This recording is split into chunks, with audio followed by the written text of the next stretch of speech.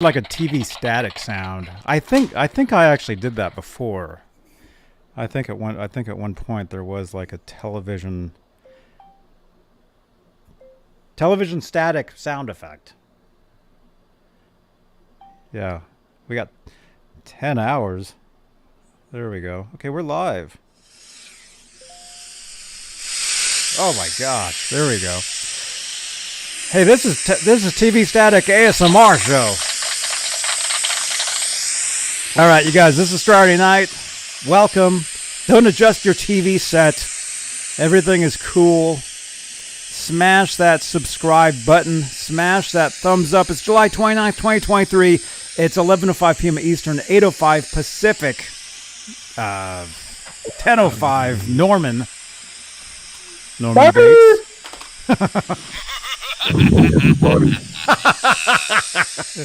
Hi, Mom.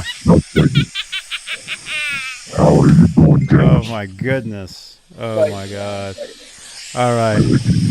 What's up, dudes? Yeah, smash that subscribe button, dudes. Subscribe to the channel. We're trying to get to 10,300 YouTube subscribers. And I think we can do it. Let's try tonight. All right, Johnny Bean TV. Here we go.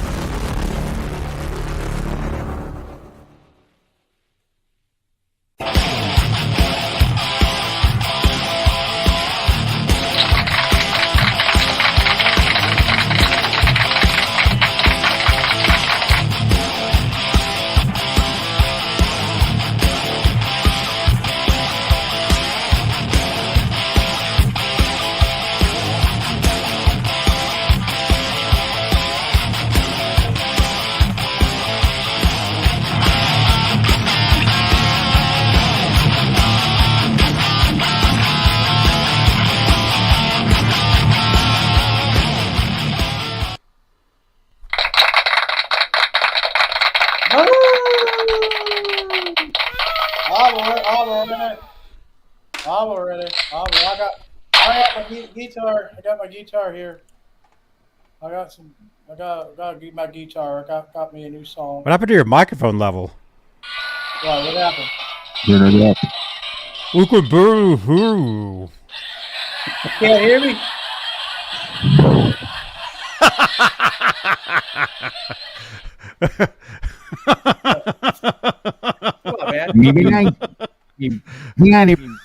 man. What's up? Janice. What's up, dude? Jimmy Skyprop, everybody. Hello, everybody. What's up, dudes? Here we go. What is it? Thank you so much. This is Straturday Night Live. We hang out for a few hours. Although I'm good tonight. We can hang out. This could be 5 or 6 hours tonight. I wasn't kidding. Why is there laughter? Welcome to the marathon show, the 12-hour show. We promised you guys. This is it. These guys don't know that. But for the next 12 hours, we'll be live entertaining you guys. And wait. What happened?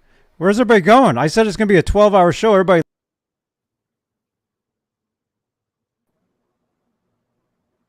What's up? Just kidding. CC, dude, where have you been, man? CC's in the chat. Hit it, CC. Dude, we've missed you, dude. All right, Straturday Night. We talk. Obviously, we have guitars. We talk rock music. I mean, whatever you guys want. We'll talk about anything. Ask us questions, comments in the chat. The meaning of life. But the meaning of life. We will talk about tonight a very special episode of Johnny Bean TV. Has to do with guitars. Yeah. The meaning of life is guitar. Guitar. Learn how to play. It's a hey, Johnny. thing. Yes. Hey, Johnny, you in Santa Cruz? Charlie Zimmerman, I am in Santa Cruz. This is Santa Cruz, California. And let's say hello to the top tier of channel members here on Johnny Bean TV, here on YouTube, if I can find the thing. Channel membership is a way you can help support the channel and support these shows, or treat stream if we can get it hooked up. In the top tier of channel... Ooh, tastes like chicken. Top tier of channel members are the executive producers, and they are currently CC. There you are, dude. Stephen Franklin, Michael Smith, Music Therapy, Laz, Sherman Callahan, 40 Grit. There you are, dude. John Moronic, Majestic PB, and Jay Cat, Guitarman 45, Janice Lala, the intern, Arhabs, Warlag, Patty Dill, and Fairfield Guitar Co. That's Lewis. Those are the top tier of channel membership. Again, here on Johnny Bean TV, here on YouTube. If you'd like to help support the channel, support these shows, get your name in green in the chat, like CC, like Mike Olson, like Janice Lala, and like 40 Grit. Become a channel member. Get exclusive content only for you. Get special like Ned emojis in the chat. Let's see some Ned emojis. That would be awesome. You guys, channel members, you all have access to Ned cat emojis. He actually is feeling better. Wait, that shouldn't be laughter. It's very serious. There we go. Ned emojis in the chat. Yeah, so super chats, you can help support the show. Support the show. Oh my God. Let's just start over. Okay, help support the channel. Oh my God, what happened? Support the channel. Support the channel, support these shows here on YouTube. And speaking of that, supporting the show and Facebook. Oh, that reminds me, we got to let our Facebook friends into the show. Come on, Facebook, refresh. Everybody, refresh your browsers. Make sure you get to the freshest part of the show, because we are actually doing. What was that? We are actually doing a giveaway tonight, or two. So if you're in the chat, either on Facebook or on YouTube, where again, we're trying to reach 10,300 subscribers by the end of this month. So basically by tomorrow, we basically need 20 more subscribers, which I think we can do. I think we can do that. Anyway, Facebook stars. You can help support the channel, support these shows. Speaking of Facebook, we're also live in the exclusively Van Halen group, so we can talk some Van Halen. This actually is the premier Van Halen channel on YouTube. On the internet, it actually says that, and I didn't write it. Somebody else did. Exclusively Van Halen, EVH Gear Fans Live group, EVH Gear Fans Live page. We love our EVH gear. In the Johnny Bean TV group, we're also live. And hey, you want to send us a text? You want to maybe we'll take some calls tonight. This is 12 hours. 415-952-3263 is the number, and you can hook that up to your WhatsApp, and we can be WhatsApp friends. It's very good. It's a very good thing. We're also live on Twitter, which is actually now called X. And thank you guys for all the new Google reviews. We got a bunch of new Google reviews over on Google. So it's okay. So thank you so much, you guys. In the chat, review, however you type that. I don't know. EW? There we go, review. Okay. All right. Right on. Right on, dudes. So, again, all the way from Norman, Oklahoma, you got Robbie, the animal Stingle. What's Best up, dressed. Love that shirt. What's happening? Guys What's doing up? all right? What's up, dude? How are you? What's the latest in the world of Robbie Stingle? Well, you see, I'm only an hour and 45 minutes away from 4 days on the gong. What? 4 days till I could order the gong. So I have enough money for that. So I'm getting very close. Mm-hmm. So Zodiac's in Norman. So what's The up? Zodiac Killer? Oh, crap. Dude, lock your windows. What's up, CC? How's it going? I'm in Norman. He's actually like, I can see you through your window, Robbie. Norman Bates. Norman Bates.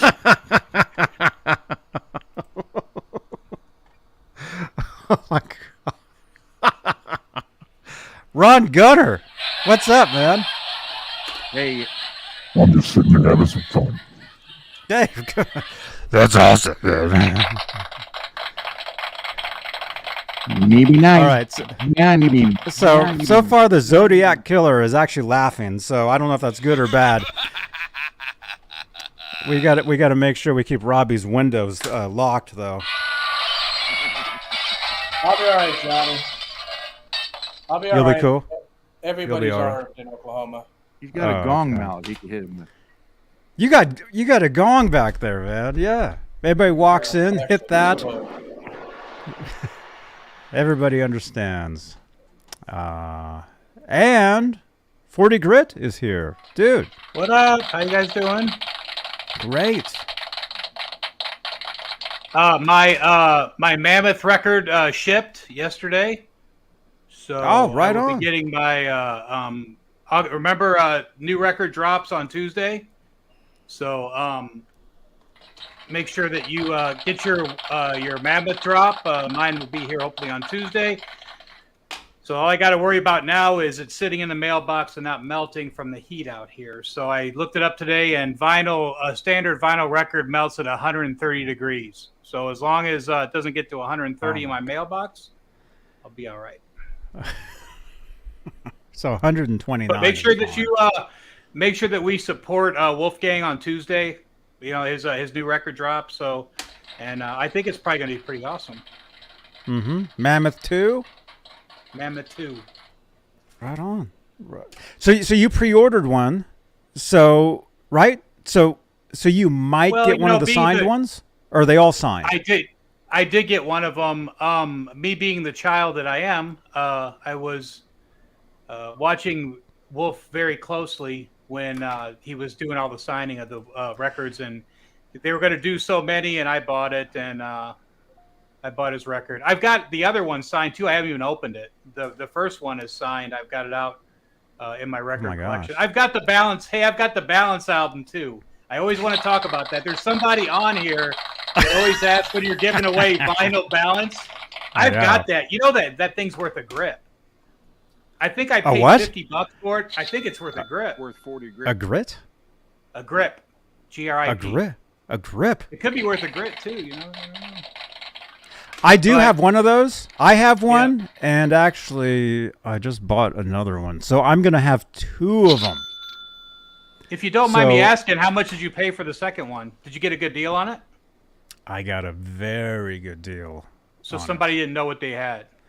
Nah, they knew what it was, and when I get it, I will talk about it. I actually bought Balance on vinyl. I bought Carnal Knowledge on vinyl and Best of Volume 1 double vinyl. I bought. Hey, Mr. And- Mick. And you're thinking about that right now, and you're like, I didn't know they pressed that, and Yeah, that's what I was just thinking. they didn't. They didn't. Somebody did though. So anyway, I will have all that stuff, and I bought them. I bought them from a collector who was selling them, and I told them I'm buying them to give away on my Van Halen show, which is Tuesdays, OU81 Tuesdays here on Johnny Bean TV. We talk all things Van Halen. We're always talking Van Halen. This, Google did tell me this was the Van Halen channel. I'm not making that up. You guys can search it for yourself. It says that on the internet. But Tuesdays, 8 p.m. Eastern, 5 Pacific, we talk all things Van Halen. We do giveaways. We give away Funko Pops. We have exclusive 1978 Eddie Van Halen Funko Pops coming up to give away. And again, I have some Van Halen vinyls on the way. So we'll be giving those away at some point. But I was just gonna say, man. So you were saying that you were watching Wolfgang sign all those albums, and dude, I was right there with you, man. I actually have screen caps of him, and he's actually talking to me during this section of this. I asked him a question about his guitars, and he was answering. And see that on the right, it says the question, Johnny Bean, when's the SA126 guitar coming out? He was answering, and he was showing that at that time. So I don't know Every who's time- more immature, me or you. Probably me. Every time he posts on Instagram, I hit him right away, and sometimes he'll answer. Like I Cool. asked him, I said, hey, what's the status on SA 126? And he responded immediately and came back and said, it'll be ready by. I think he was referring to NAMM next year. Is what he was saying. It'll be ready for NAMM next year. So I will definitely be picking one of those up. A 335 feel with a skinny neck should be pretty cool with the Wolfgang pickups. And that's not an F hole, that's an E hole for all of you that are Better than an A-hole. That's right. well, That's Ron. right. If you were a Van Halen fan, you would know that was an E hole. That's an Edward hole instead of an F hole. If you look at that hard enough, it's an E instead of it's in tribute to his father. It's an E hole, and then the SA 126 is semi-acoustic. Eddie's birthday, 126 of 55, I believe he was born. So Yeah. cool Although guitar, back man. Should be a really cool guitar. Yeah, I'm looking forward to it. I'll be at the NAMM show. If they're at NAMM, I don't know if they're going to be there yet or not, but if they are, I will be there, and I'll definitely be checking the guitars out. I'm a huge fan of semi-hollow acoustic electrics. I have one. I have what's called a Seville, which maybe if you guys want, I'll dig it out and show it to you guys. So I'm very excited about basically the marriage of that style guitar and the EVH line. Very cool. Speaking of which, we should probably ask the chat who's bought into the new EVH stuff, because I know some people online have already gotten their EVH guitars, like the Black Star guitar. I've seen a Black Star guitar online. So if anybody's bought it, I'd be interesting to see what your thoughts on quality is. And as far as playability and straight out of the box, I like hearing that stuff because setup's important. For the guys that if I talked about a million times, I feel bad for the guys that don't have the ability to set their guitars up because you'll never know how good the guitar really is until you get it set up. So. I want to say hi to Mike Olson out there. Hey, Mike. Mike Olson. Michael, let's say hi to everybody. Huh? Oh yeah, that's yours, or you worked on one for somebody? Yeah, that's a guy got that. That's the OD green one, and the neck was loose. I mean, it literally if you just shoved on it, it moved. The ground wire was wrapped around the top spring for the tremolo, and actually caught in it. The action down here on the 21st fret was probably 5/16 of an inch away from the fretboard. I mean, it was terrible. I had to redo the whole damn guitar. And then he turned around and got, and he also got the lime green one, which you can't tell with it's the, and the one that Laz has in a box. He's got this one's together. And he's got the black relic coming in Tuesday. So he already called me and said, I'll probably be bringing that to you Wednesday. I mean, I was shocked. And it came from Sweetwater. And that was after they did their 55-point inspection. I don't know what the hell they did it on, but it sure as hell wasn't that guitar. I mean, everything was loose. It was like it was never worked on. That's not good. That's not good. In the chat, does anybody else order anything from them, from Sweetwater? You guys know I waited like a year for guitar picks from there. You guys ever hear that story? Picks from where? Sweetwater. I ordered those 5150 guitar picks from them, and it took a year for me to get them. From These picks? Sweetwater. Yes, those. I ordered them. It took me a year to get them. They came here first. Yeah. And they're still here because I don't use 60s anymore. Oh, no. Yeah. Smash that thumbs up. That's right. Holly Lewis. Yeah. I don't use 60s anymore. This is awesome. Who's here? We got Holly Lewis. Holly Lewis is here. Welcome, Holly. By the way, Holly, if you want some help, Holly was asking me for some help using StreamYard. You guys, if you want to use StreamYard, there's a link down below in the chat where you can actually you can use it. I think SY. There we go. In the chat. Check out StreamYard. That's what we use. We love it. It's easy. Very easy to use. I've been using it for years. I don't like it on an iPhone. Oh. Well. On an iPhone, it kept freezing. On this phone, it's great, man. Oh. Okay. Who else is here? Janice is here. No, I can't sleep. No? Lowell? You're laughing? Laughing in your sleep? Janice, good to see you. The guitars are great. Collect as many as you can. The Zodiac guy says, Robbie, lock your windows, dude. I don't got anything here made by Fender with EVH logos. You have a gong.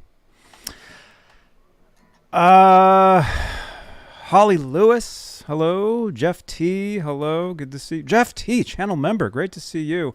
Holly Lewis, again, good to see you. Tim Thomas, Ronnie Parker is here. Ronnie, was that you? Was that you asking me about the guitar strap? Was that you? It was somebody. I've got that over there. We'll talk about that in a few. Let's see. Nightbot is saying sub to Lori. So you guys, check out Lori's Mishmash. She sings songs.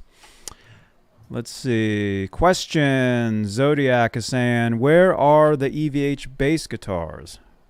Where's all the EVH bass guitars at? They're going to do one. They're doing one. If you watch that premiere guitar, the rig rundown with Wolfgang, his bass player is road testing the Wolfgang bass right now. Mm-hmm.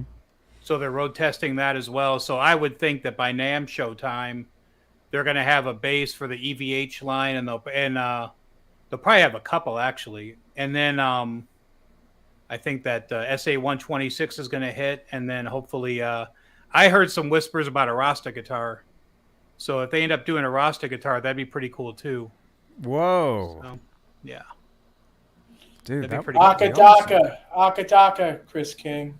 That would be awesome, man. Chris King, what's up, dude? We got G. Butchnoff, E. Clef, Ian's Guitar Shack. Ian, let me know. Did you get your guitar pick, 3D printed guitar pick holder yet? We've got some new friends here from actually from Modesto, California. Let me see. Where is that video at? I've got so many. I got so many videos here. It's insanity. Oh, right here. Rocket Mute. Oh, unmute. Rocket Music Gear. Check them out. Ian's Guitar Shack won on a previous episode. He won one of these. They're 3D printed guitar pick holders. See, some of them have guitar picks in them. He won the one that looks like a cat. I'm calling it the Ned. Rocket Music Gear. They are awesome. They're actually at the Taylor Swift concert right now, which is taken over the Bay Area.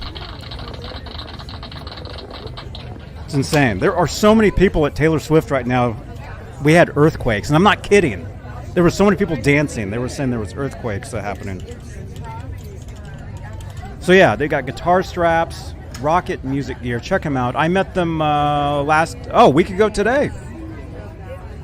At this very cool Alameda, California, what was it? Like swap meet. Had a great time. But yeah, check out Rocket Music Gear. Tell them I sent you. They're very cool. Very cool. You guys could hear me during that, right? Hopefully. Yeah. They're very, very cool. They make a lot of great stuff. So anyway, Ian's Guitar Shack had won one of those. I think it was a week ago tonight. I had one, and I mailed it off. Let me know if you got it yet.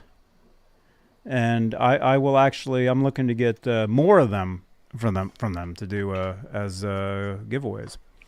I've been frantically checking the EVH poster that went to Canada, and it still hasn't arrived yet. It just says in Canada on the USPS site. It just says Canada. It doesn't say where in Canada. It just sits. So I would assume it's in customs. So whoever that was that won the EVH poster, it's en route. It's just held up in It's customs. in Canada. Yep. So I can tell you who that was. hopefully this week you'll get What's your up, poster. Lewis?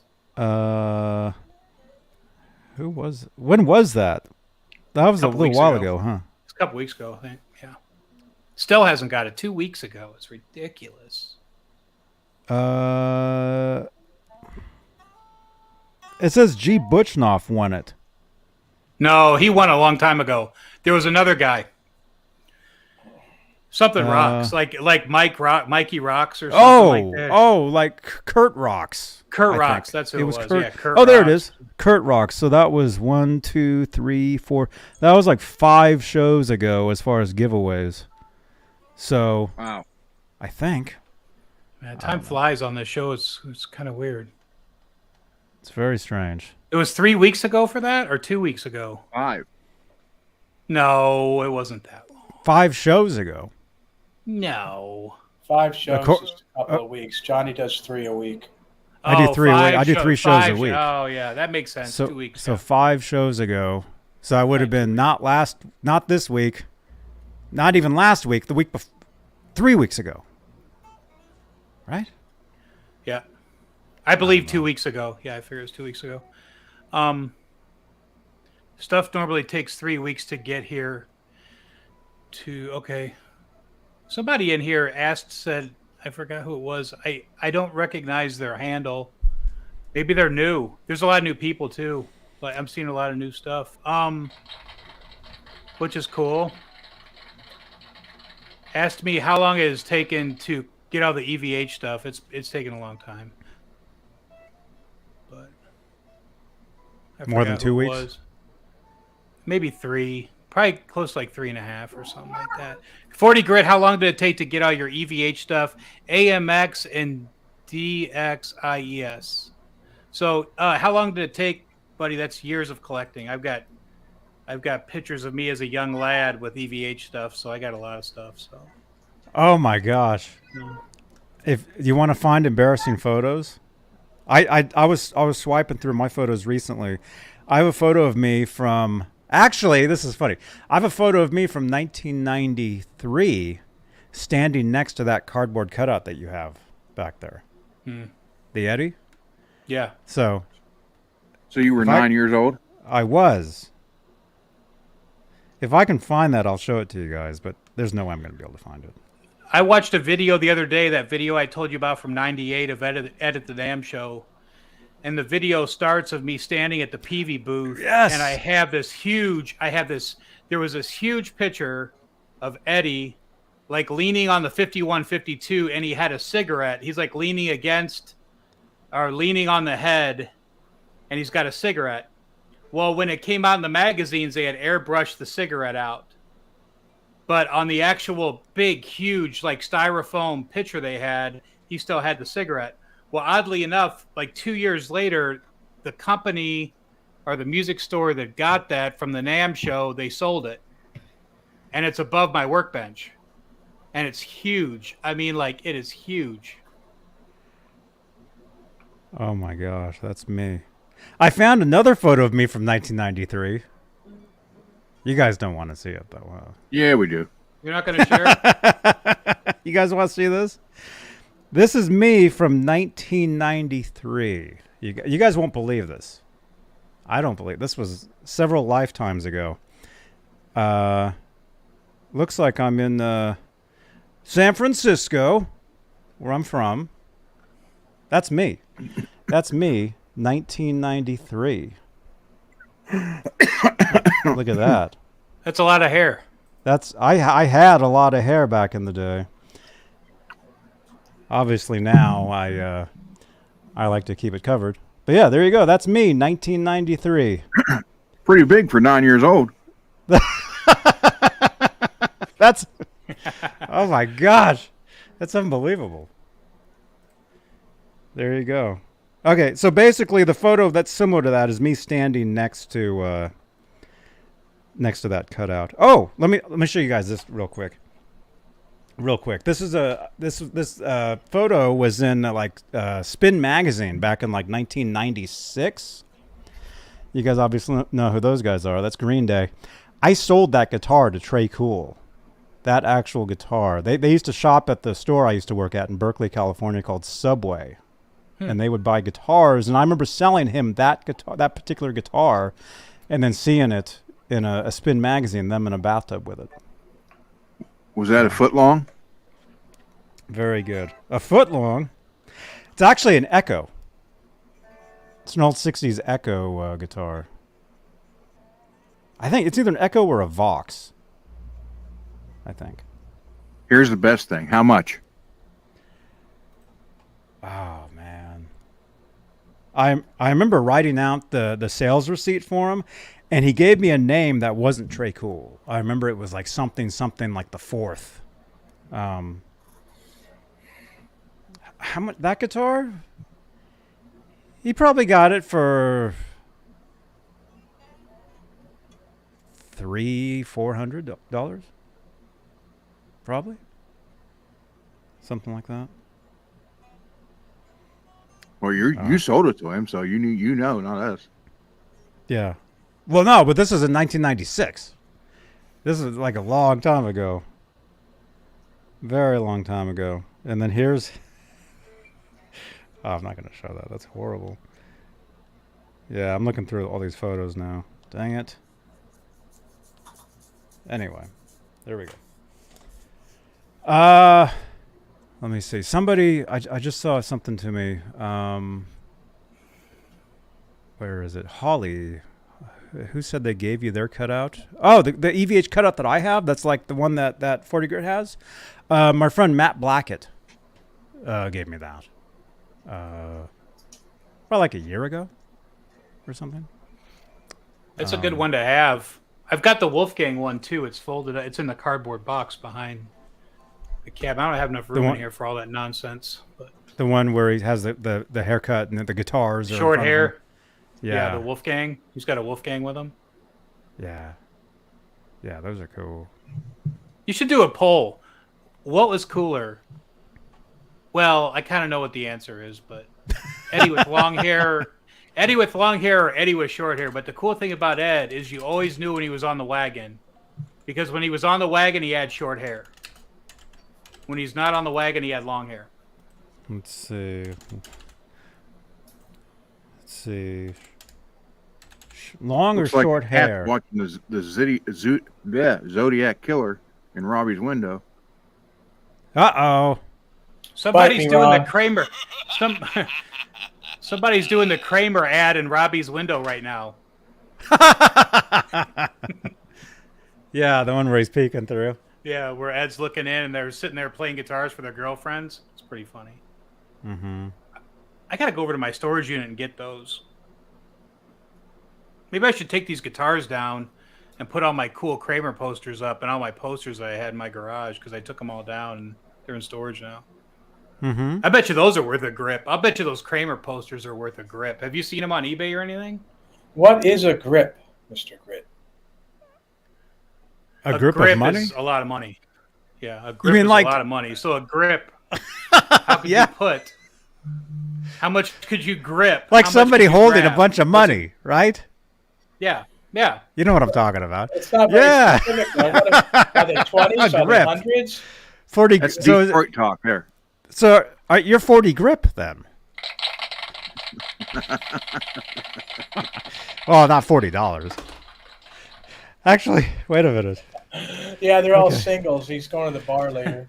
All right, look at me. I'm 40 grip. 40 not grip. show That's me.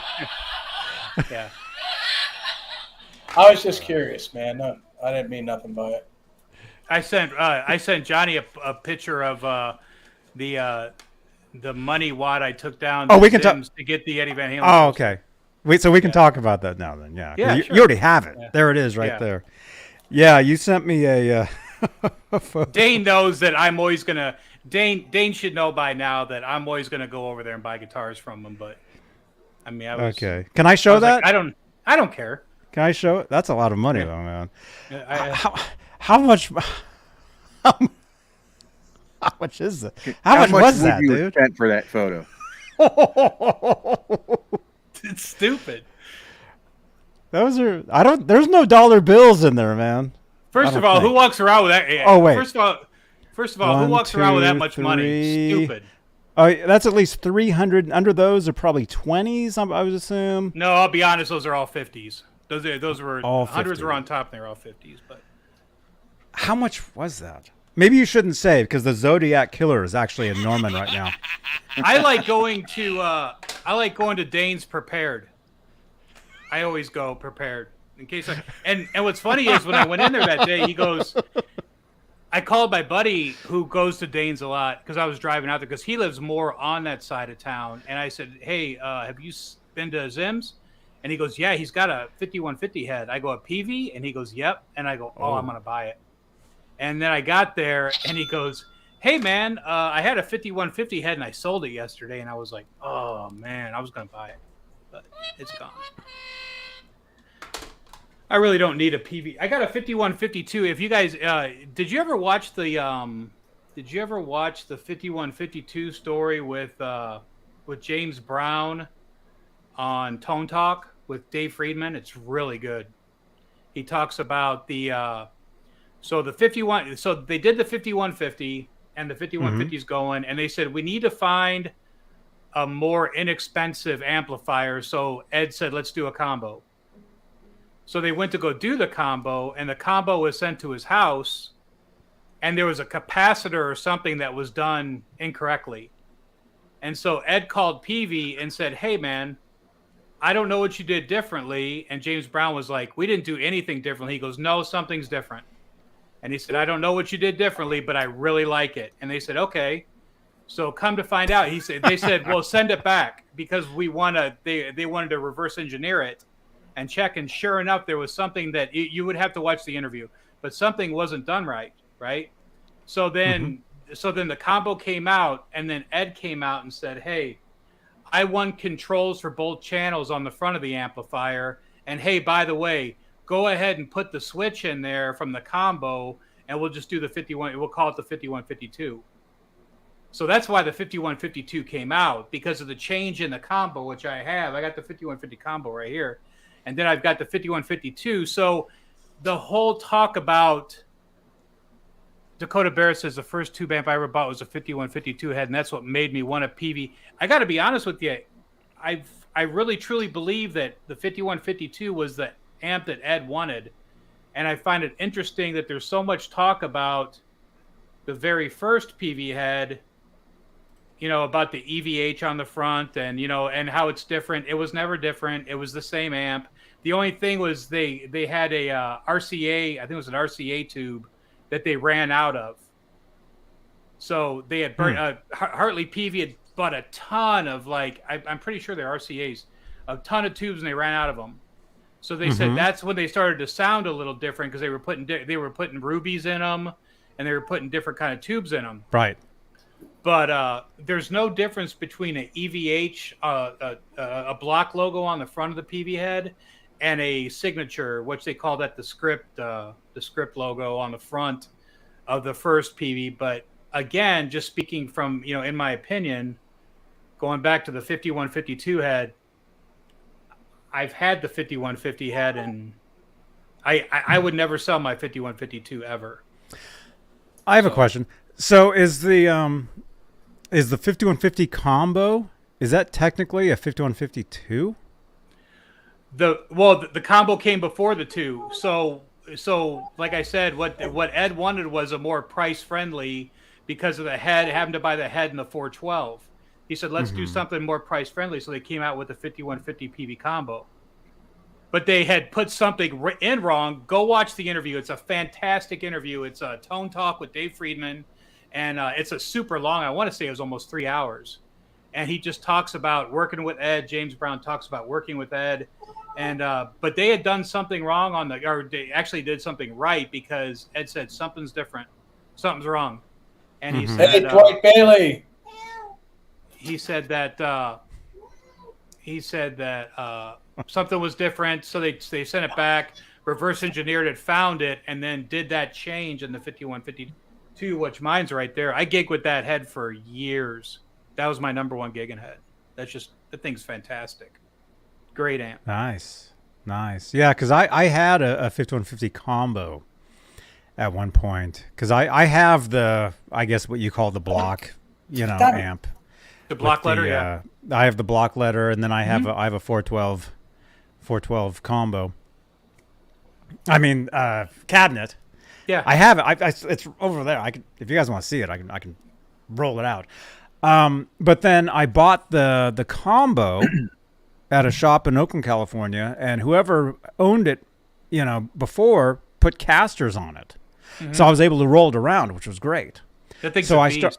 So I started using that, and then when I joined this band called the Mayfire, it turned out we had a deal with Fender, and so the band, it was more like a garage type of, like a White Stripes type of band. It wasn't, so I had used the 5150 combo for like the first couple rehearsals, but then it's like, yeah, you need, a different amp. So I sold that to a friend of mine, and then I got for artist price the Fender Hot Rod DeVille, which I still have, which is my main amp to this day. That's the amp I'm always using. It's amazing.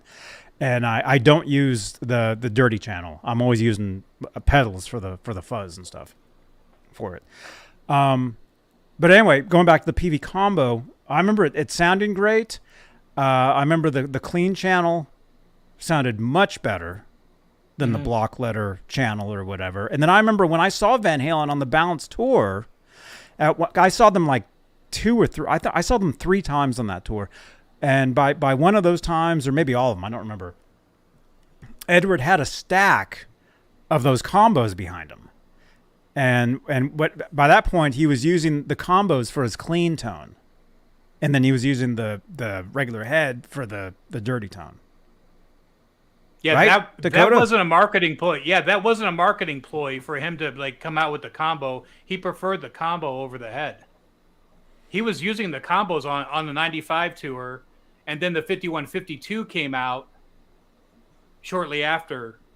What year was that? So 98 they did. So 90, I think 98 was the first year when I was at that NAMM show, and 98 was also the first year of the I want to say that was the first year of the I might be wrong with this, but the detuner, because in that video that I have of Ed playing, he starts playing and he reaches the guitar up and he makes a face like he's excited, and he pulls the detuner out. And then he starts playing like chugging on the on the drop D.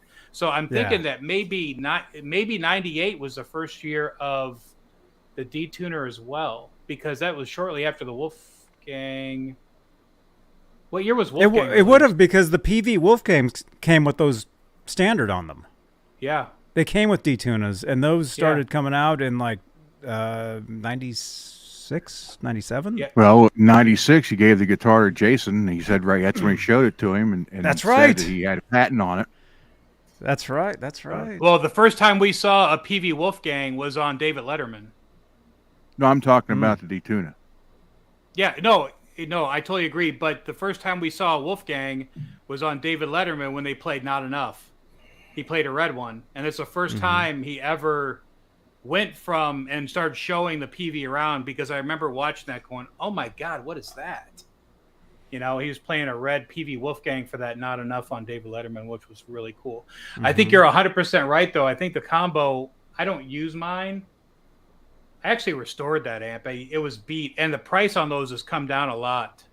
On the 5150 212 combo, I paid too much for mine, and it was beat, but I totally restored it and re-vinyled it and re-Toluxed it and everything, so it's brand new again. But if you have the opportunity to grab one of those Peavey 5150 combos, they're fantastic amplifiers, and they're set bias, just like the 5150 head. So your Peavey head, they're just plug and play. If the tubes go bad, you just put new plugs in, or put new tubes in them. You don't have to set the bias on them; they're fixed bias. I need to do that. Yep. Well, then they overcharged me when I got new tubes put in mine back 23 years ago. Yeah, you don't. That's a set bias. They're like, we have to bias this too. So No, that's going to be they another $5,000. No. The 5150 was a set bias, and the 5150 combo is a set bias. When they started going to the standard bias, to where you can set bias, was the 5152. It had the probes on the back. Mm-hmm. But they're biased. And Dakota's cold? right. Yeah, they are biased cold because that prolongs the life of the tube.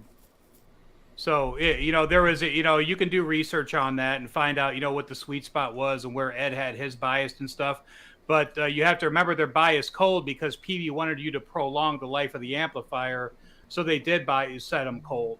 They did. I believe James Brown talks about that. He said that they were biased, so they were set a little cold. But that's why they also came out with modifications on the Peavey 5150s to where you could put a set bias in it, to where you could tweak it. Because I actually had a 5150 that was modified by FJM. Was it FJM that did all the 5150 mods? But somebody was doing it, and they were good modifications. You could set your bias. So. Beer Hounds, your answer to your question is Wolfie technically, comparable to his dad? The answer to that would be yes. He just wants to play different stuff. That's all. Mm-hmm. Oh, as far as playing the guitar wise, yeah, check out him playing at those Taylor Hawkins tributes. You can see them on YouTube. And he played some Van Halen stuff. Mike Olson said he bought a 6505 for $250. That's insane. I can't remember the first song I saw Eddie play at the factory. I think it was Beautiful Girls. I remember him turning his back to everybody when he did the rise up on the bar, but we already all knew how to play that anyway. It's kind of funny. I think that's the first song I saw him play. Wow. He was about 3 feet from me. Yeah. Oh my! What is this? Who sent these in? We're getting the photos again. Who sent that? Oh, that's got to be. Atomic's in here. Atomic is here. It's got to be him. Yeah. What is that? And then there's also this one here. Oh my goodness. Well, I think this proves that Ned is mine.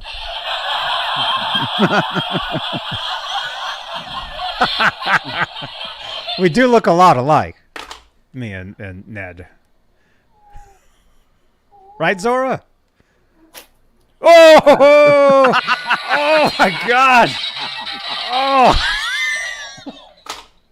The claws. She got me that time. Oh! Oh! I don't know. It looks like she might go lay down now. So. Oh my gosh! That was good. Oh my gosh, that was awesome. Let's see, really quickly here. Beer Hounds is here. Huge Skolnick fan here. Well, hey, dude, you're just in luck, man. Check this out. Hi, this is Alex Skolnick, and you're watching Johnny Bean TV. Thank you, Alex Skolnick. Actually, Beerhounds just said that the 5150 combo just detach the head from the cab, use external cab, and you be having things. I think he's correct. I mean, they sound great. You using the line out and just run it through a 412 or yeah, you can do that. I played a gig at a theater in Sacramento back in 2006. I just remembered this. I used the 5150 combo, but I ran it into my 412. Mm-hmm. And it was good. It was good.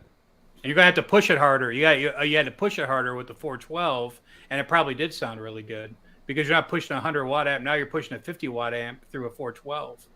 Mm-hmm. So you got to push it a little harder, which probably sounded really good. My EVH 212 combo, I've got the line out going to a 412, and it sounds fantastic. I got the white 50 or the white, yeah, it's a 50 watt. Mm-hmm. But that thing sounds fantastic. The problem with those combos, I mean, all the EVH combos of 5150s and everything, they just weigh too much. Super heavy. That's why I was glad to have the one with the casters on it, where I could just push it around. Yeah, that thing was heavy. And Dakota, I need to find it. He did a channel ID for me. I need to find it and load it into StreamYard. I will do that ASAP. Thank you again. Or please resend it. I get 1 million messages a day. It's craziness. Yeah, that was wild, man. Are you okay, Robbie? Yeah. Does Zora have claws? Of course she does. Yeah. Oh my goodness. I don't know. I'm kind of out of the loop here. You guys are all into, solid state preamps and, PCBs. I'm like the odd man out here. I'm into, plexis, 212 greenbacks, stuff like that. Gongs. I've got 412 greenback. That may not be as cool as a 212 though. I don't know. Well, it depends what you're running through. With the 20 watt head, the 212s balance out good. You don't lose signal. That's I'm still into signal strength. What's your take on a 1976 Marshall cab salt and pepper grill with blackbacks? I like the greenbacks. Because the blackbacks was Eddie's. The blackbacks was Eddie's speakers from Van Halen 1, from what I've heard. But that's what that is right there. Mm-hmm. That's got the blackbacks. I've heard that there's some opinions vary on the blackbacks. It sounds fantastic. I'll tell you. I mean, I'll never use it again, but it sounds great. Man, dude, you got the gear in there, dude. There's a lot of amps that have tubes. It just depends if it's a hybrid amp. I mean, it's the whole gain channel, distortion channel built into your amp thing. The Plexi didn't have that. Plexi was just straight amp. Preamp tubes or preamp tubes. You could push one side to the other. You could play them against each other to drive the amp harder. Mm-hmm. It's a totally different world now. That's for sure. Yeah, it's the future. Oh, wait a minute. We were running a poll here for the last 20 minutes. Do you guys like Edward's hair longer or shorter? Out of 40 votes, 85% said long. Yeah. 15% said short.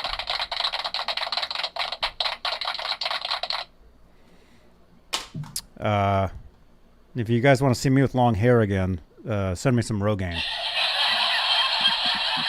I will regrow my hair for you guys. Of course, we got to say hi to Raymond. Hey, Raymond. Raymond's excellent. Sounds like Uncle Tom Raymond. Lyle. Sounds like Tom Lyle's playing through Plexi type amplifiers. He's describing things that they do, and I like that. Mm-hmm.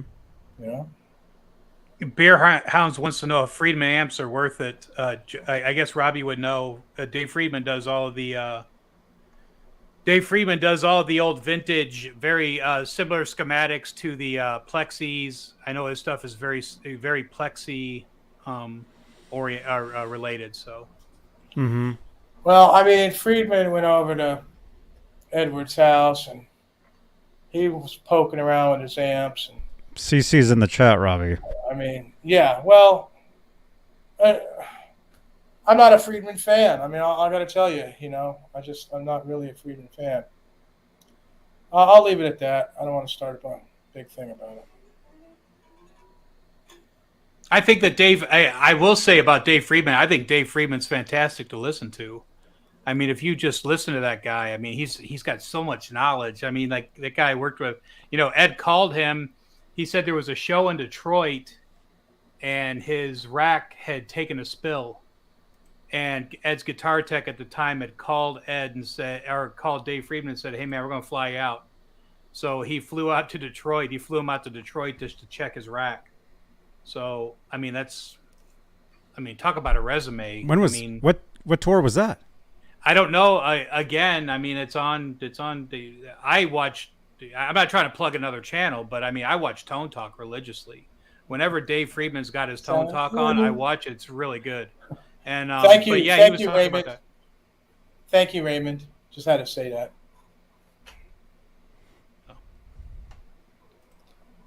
Cool. Yeah, I really Raymond. appreciate that, Raymond. I got one here I was going to play tonight. I was kind of waiting on Lori. I don't think she's going to show. Mm-hmm. Well, text her. I did Messenger. I don't know if she even read it. She's probably busy. It's like midnight where she is, Robbie. She's probably sleeping. Yeah, yeah. She might. I know she was working on some music, so she's probably busy. Mm-hmm. But I wrote 2 songs today because I wanted to get to the 500,000 views, and it was only about 4,700 views away. And the last, I don't know, week or so, I've been averaging about 7,000 to 9,000 views a day. So I have to do it with, I could do 4 shorts, and then I have to have an original, acoustic, electric, it doesn't matter. If I don't put that music video in there, they kind of freak out and don't put me on, suggested. So I wrote 2 songs today so I could put another one out today, which I did earlier. And I wrote this one too so I could play it tonight. So. Okay. Well, if Lori is here, somebody call Lori and tell her to jump into the chat. Robbie will play the song, or you can play us out later with it. Well, Beerhound's got a question right. 11 hours. Modded Marshall, it depends what year. If you're modding a JCM 800, no, because that's a hybrid. That is a solid-state preamp. You can mod it all day long. It ain't going to matter. If you're talking a 71 Super Leads, something like that, then perhaps it depends who did the work and what he did and what capacitors he used. That's kind of the long and short of it. I mean, as far as modding a hybrid amp, I don't see the reasoning for it, because you're digitally altering the sound anyway. So, you might as well just digitally modify it, with digital things, whether it's your computer or whatnot, But that's how I look at it. Mm-hmm. And that's what I've done like all my life. I mean, but the right, 100-watt plexi is too damn loud. You got to have it like in another room or put a mattress in front of it or something like that. And that's why I just love this little Studio Vintage 20-watt, because they made a 20-watt plexi with an attenuator, so you could switch it to 5 watts, so you could push the tubes even more. I mean, and it's totally loud enough for anything. You don't have to blast things out. Mm-hmm. Hey, my YouTube channel, huh? All right, I guess I could put that up since you asked me. I don't usually put it up, but I will if you ask me. I can actually find out, Robbie, because I can actually look at the stats for Nightbot. I can see how many times somebody put something in. Let's see. The top command is Lori. Is Lori. The command for Lori has been typed in for this week 11 times. Underneath that, number 2 is Robbie 9 times. I didn't put mine in. I didn't put mine in. And then right under that is Rocket Music Gear, which is me. I've been doing for them 9 times, promoting them. Well, StreamYard under that, commands under that, review, Twitch, DeCola, we did 3 times. Wow, Jim DeCola. If you like feedback, if you like original music, you like watching people play with their teeth, if you like, I've got. You like cats sounds. Jumping out the window? Sunday sounds. I do all kinds of percussion. That's actually the most watched thing I have next to the shorts is the Sunday sounds. Yeah, you're gonna dig it, man. You're gonna dig it. It's super old school. It's not produced whatsoever. It's all live. It's all performance. kind of like this show. So, Robbie, what is Sunday Sounds? You're always talking about it. You're like, Johnny's, I did the Sunday Sounds. I've never seen it. Explain to us what that is. Sunday Sounds started basically before I even called it Sunday Sounds. It started when I brought these sound plates out, and I did a video of just the sound plates. That was followed by a video of my 30-inch gong, which I've had since 1978. Then after that, You said gong, right? after that, I managed to get this 32-inch gong, and I did a video on that. And then after that, I started to do a thing called Sunday Sounds, where I would play the gongs and the sound plates, and then I started playing drum beats along with it. And that kind of developed into where I actually started singing along with it too. And that's where I got the 988 views on the Sunday Sounds that was based around Jungle Boogie. And Jungle Boogie was the video from the Muppets, because Animal hits the gong when he starts that song.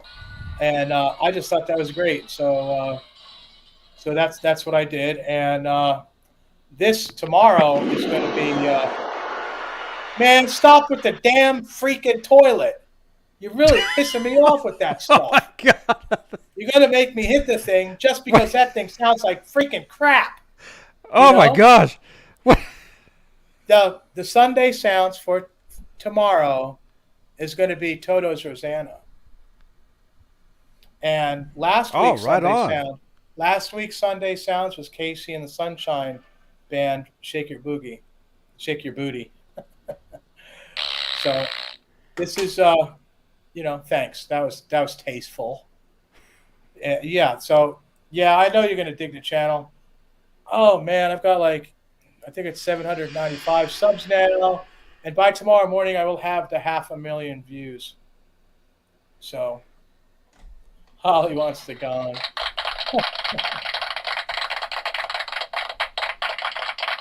Half a million views. How many views is that technically? 500,000. It actually comes out to 504,000 with my calculations from today's shorts. But that's nothing compared to you, man. You have 5 million or something, right, Johnny? I don't know.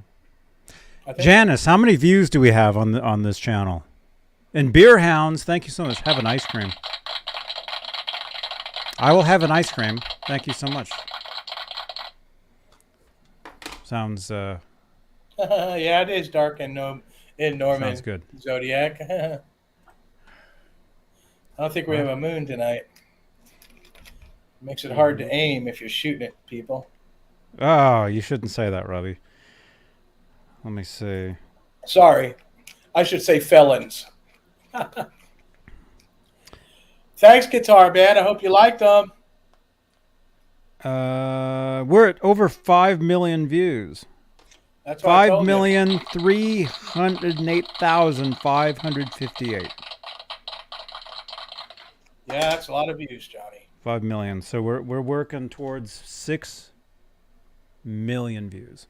And you guys can help us out by refreshing your browsers right now. Every refresh helps. Where's the thing? We have so many of these things. There we go. Refresh your browsers, you guys. Help get us to the 6 million view mark. Or eventually 5 billion, like Mike Olson says. And do the refresh. You want to be at the freshest part of this show because we are doing a giveaway tonight. I haven't decided what. See that bag back there? That Peavey tote bag? Come here. This has a bunch of stuff from the recent NAMM convention. Oh, we got one of those again. Taylor guitar coaster. Maybe you guys can vote. I don't know. What are these? We got all these things, which I can actually use. What's happening, R2? Oh, whoops. R2, dude. Good to see you, man. I saw you earlier with Joe Wentz. My old buddy Joe. Thank you, Ryan. I appreciate that. Of course, there was 2, so I'm not sure which one you're talking about. We have a whole bunch of guitar picks. Let's do a few. Let's do a few giveaways. Here, we'll do a couple picks. We'll do this. Okay, we'll do this. We'll do picks together. We'll do 1, 2, 3. We'll spin 3 times tonight. Okay? I've got a few things here. Maybe Robbie will want to give his smaller gong away. Not going to happen, Johnny. But you're going to have a bigger gong soon. In like 4 days. I'm not giving away. Shipping killed me when I gave stuff away. I'm not going to do it. It did change slightly because it went from blue to green, which is weird. CC, pew pew, and refresh. CC, thank you for your support, man. Thank you for your support. And by the way, we actually have more support from before. Mike Neese is a new channel member. Welcome back, Mike Neese. We haven't seen you in like a year. Mike Neese was in my Twitch chat earlier. And Mike Neese is a longtime viewer of these shows, as a lot of you guys know. And Ron Gunner, thank you again for becoming a YouTube member. Get a gong, plug it. What are you kidding me? Come on, Larry. You're cool, man. Ron. I swear. Ron's a channel member. He can play that. All right. All right. So we're giving away tonight. We'll spin. Okay, here we go. We'll give away a Taylor guitar coaster. This is official from Taylor Guitars. I see you in there. I see you peeking. There we go. Taylor guitar coaster. We're going to do 1 spin for that. We'll do another spin for 2 guitar picks. One's from Walrus Audio. Walrus Audio. And I am the walrus. something from Portland, Oregon. What does that say? I am the walrus. That's... The printing of these pics are so small, I can't even see them. Anyway, you'll win this one, too. I think it says something bread. I think it's from Portland. Made in Portland. So somebody's going to get these pics here. All right. And a Vola Guitars keychain.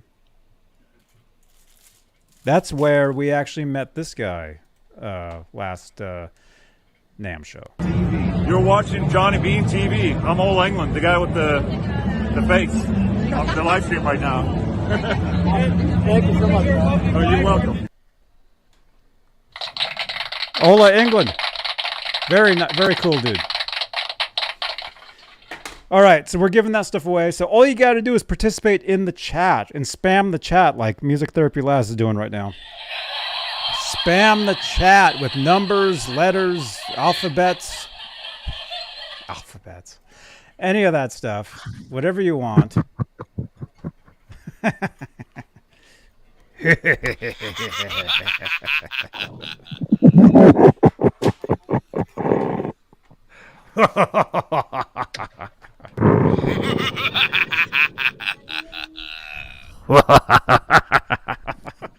Give it up, son. Never do it. Never.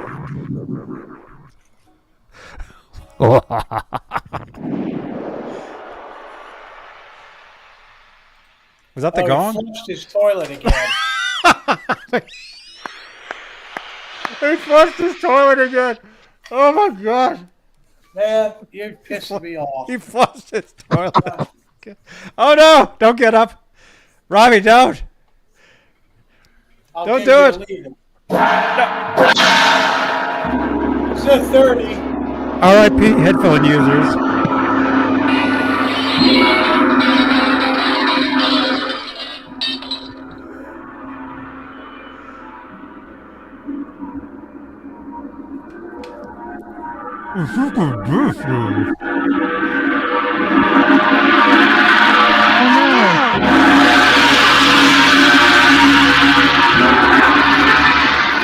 It sounds like a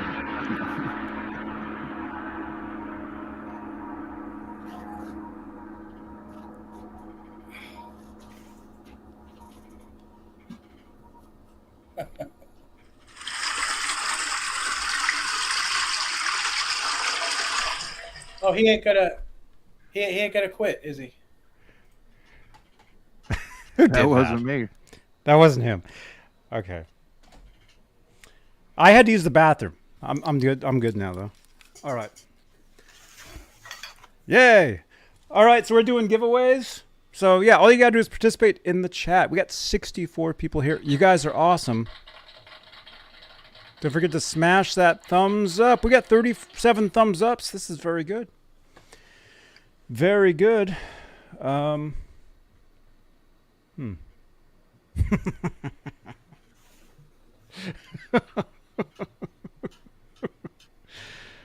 my goodness.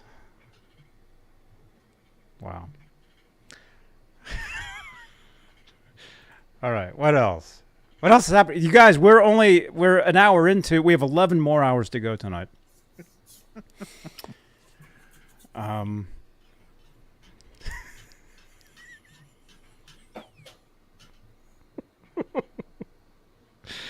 Okay. Larry, thank you, Larry. By the way, Larry, I'm sending out your prize from last night. It's actually sitting right there on the table. See this right there? That envelope. That's the prize you won last night. So I'm sending that out first thing Monday.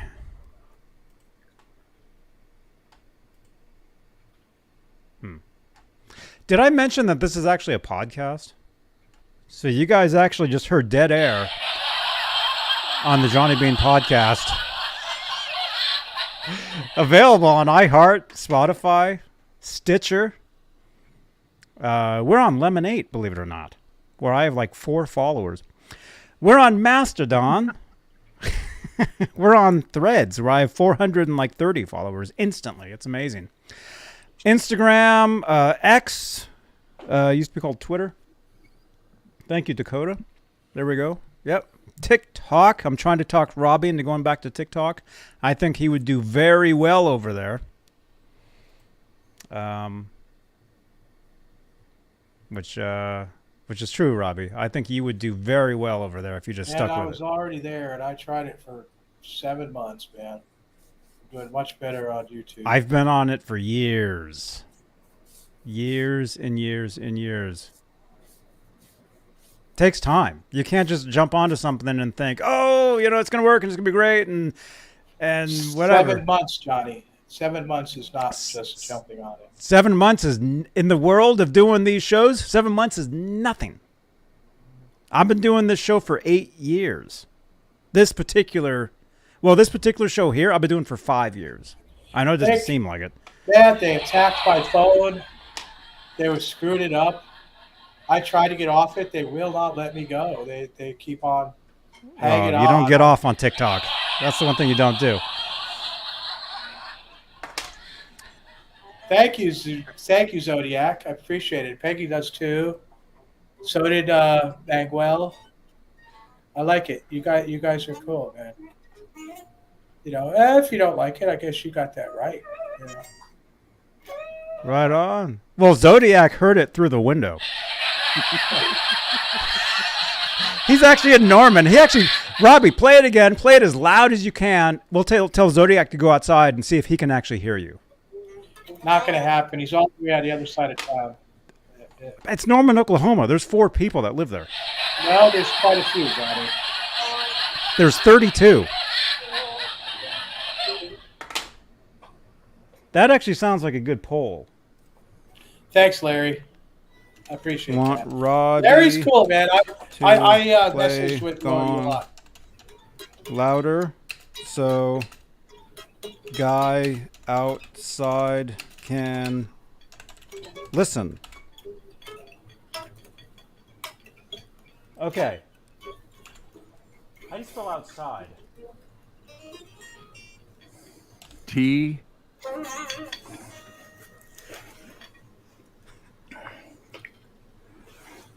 No, I mean, he's on the southeast side.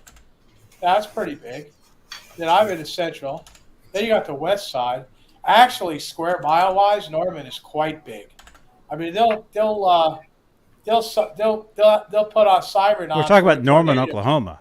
They'll put a siren on for a tornado, and it'll be like miles away. I mean, it's not even close. You know, you All get right. used to it though. You could tell by just being here.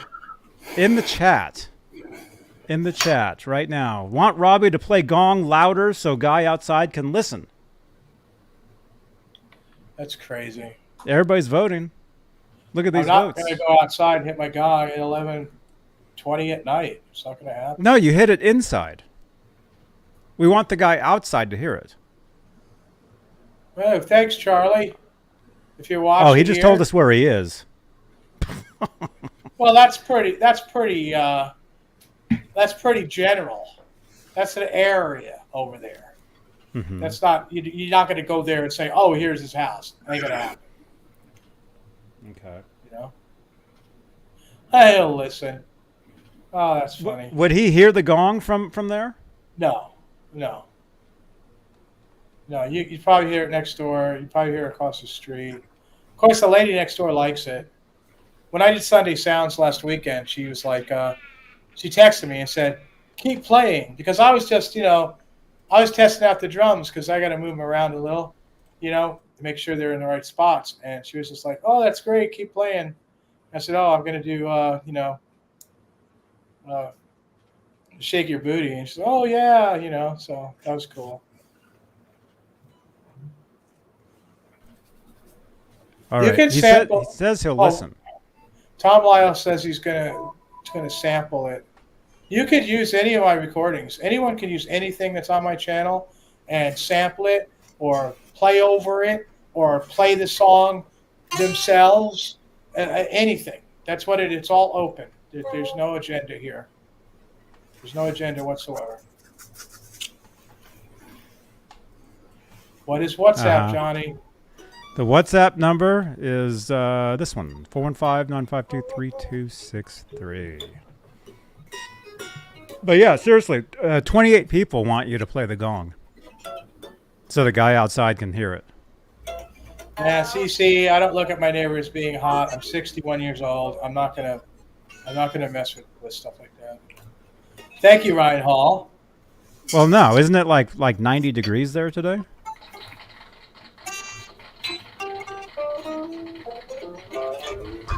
Right now, it's I think it's down to 90. Well, then we're technically at she is hot. 85. We're at 85 degrees Ooh, now. Sky Pop. Prop. Sky prop. Oh my gosh. I'll let you guys take it for a minute. You guys take it. I have to walk around for a second. Sky Prop, is he close to us? I mean, we're only like 50 minutes away.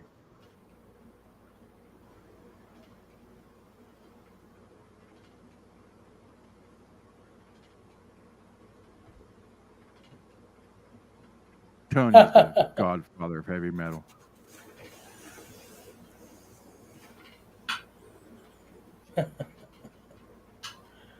You guys are cool. I appreciate it.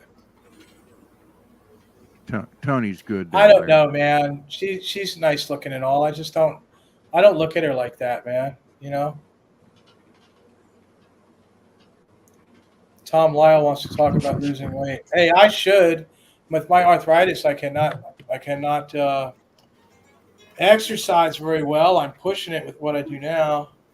I'm in sore and a lot of pain from pushing it all the time. And I got to keep my blood sugar down too. So, losing weight's a tough thing, Tom. Yeah. What we got here?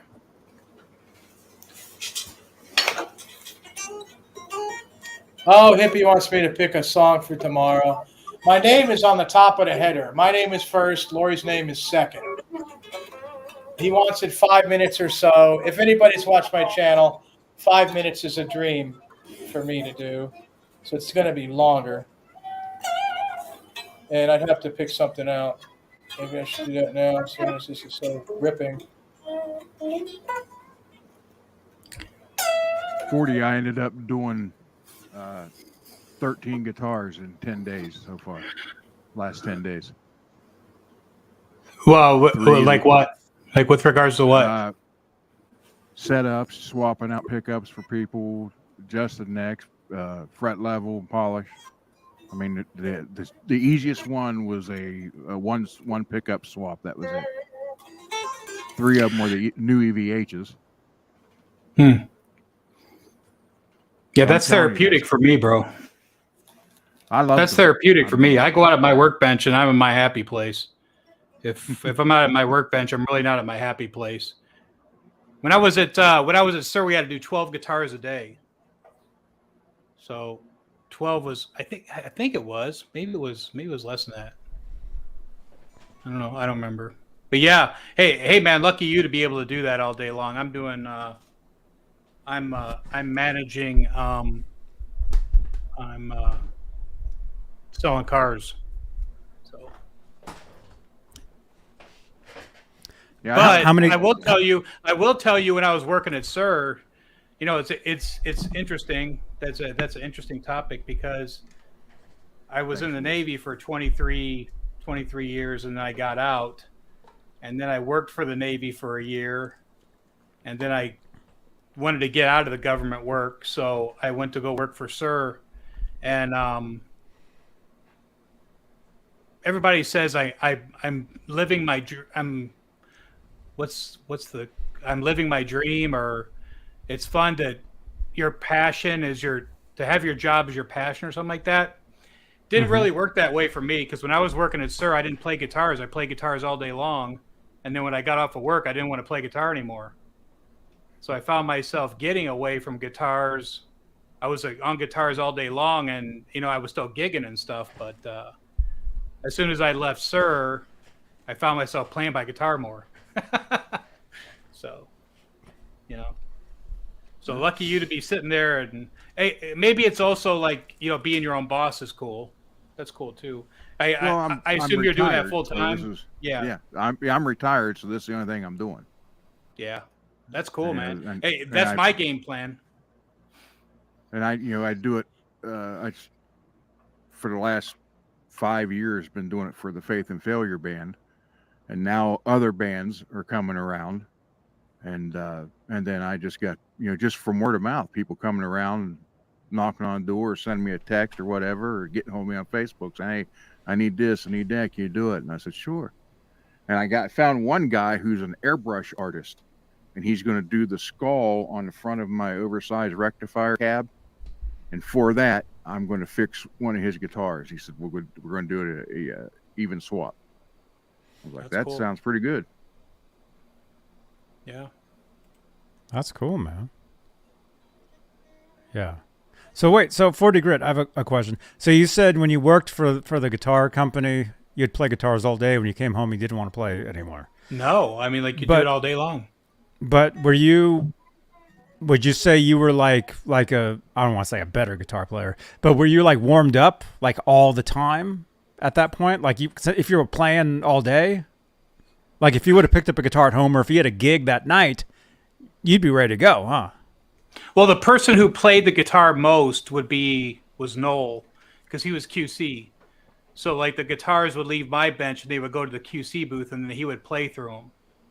Mm-hmm. He'd probably give them a good 15 minutes on each guitar and sit there and go through all the pickup settings and make sure everything was working and all that good stuff. I mean, I would, if I got a cool guitar across my bench, one of my favorite guitars to play was the Guthrie. There was an antique Guthrie when Guthrie was still with us, and they just played fantastic. And I always was excited when one of those came across my bench because it just played fantastic. And I would sit there and play forever. And everybody kind of had their lick too. It was kind of funny. Like everybody in the shop had their own lick. And my lick was the beginning of "It's Late" by Queen. Have you ever heard the song "It's Late" by Queen? Mm-hmm. So there's a really cool like clean intro of that song. And every time I would finish setting up a guitar, because the line went frets, it went to plec, then it went to assembly, then it went to wiring, and then it went to final, which was me and Kenny Ginn, who was And then if there's any imperfections on the guitar, we had to fix whatever the problem was on the guitar, and then it went to QC. But my lick was It's Late, the intro to It's Late by Queen. So everybody knew when I finished the guitar because I would kick into that, and then, and then we had a guy who sang really good, and he would I would play it, and then he would start singing it. It was just hilarious. Scott was one of the assemblers. He sang fantastic. He's retired now. He's he moved up in the mountains up in California. I forgot what that's called. Idlewild. He lives in Idlewild now. But yeah, I mean, super cool experience. But yes, long story short, yeah, I would play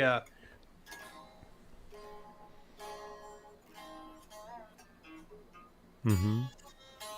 And he would sing? Somebody said just play the Queen song, so I was strumming it.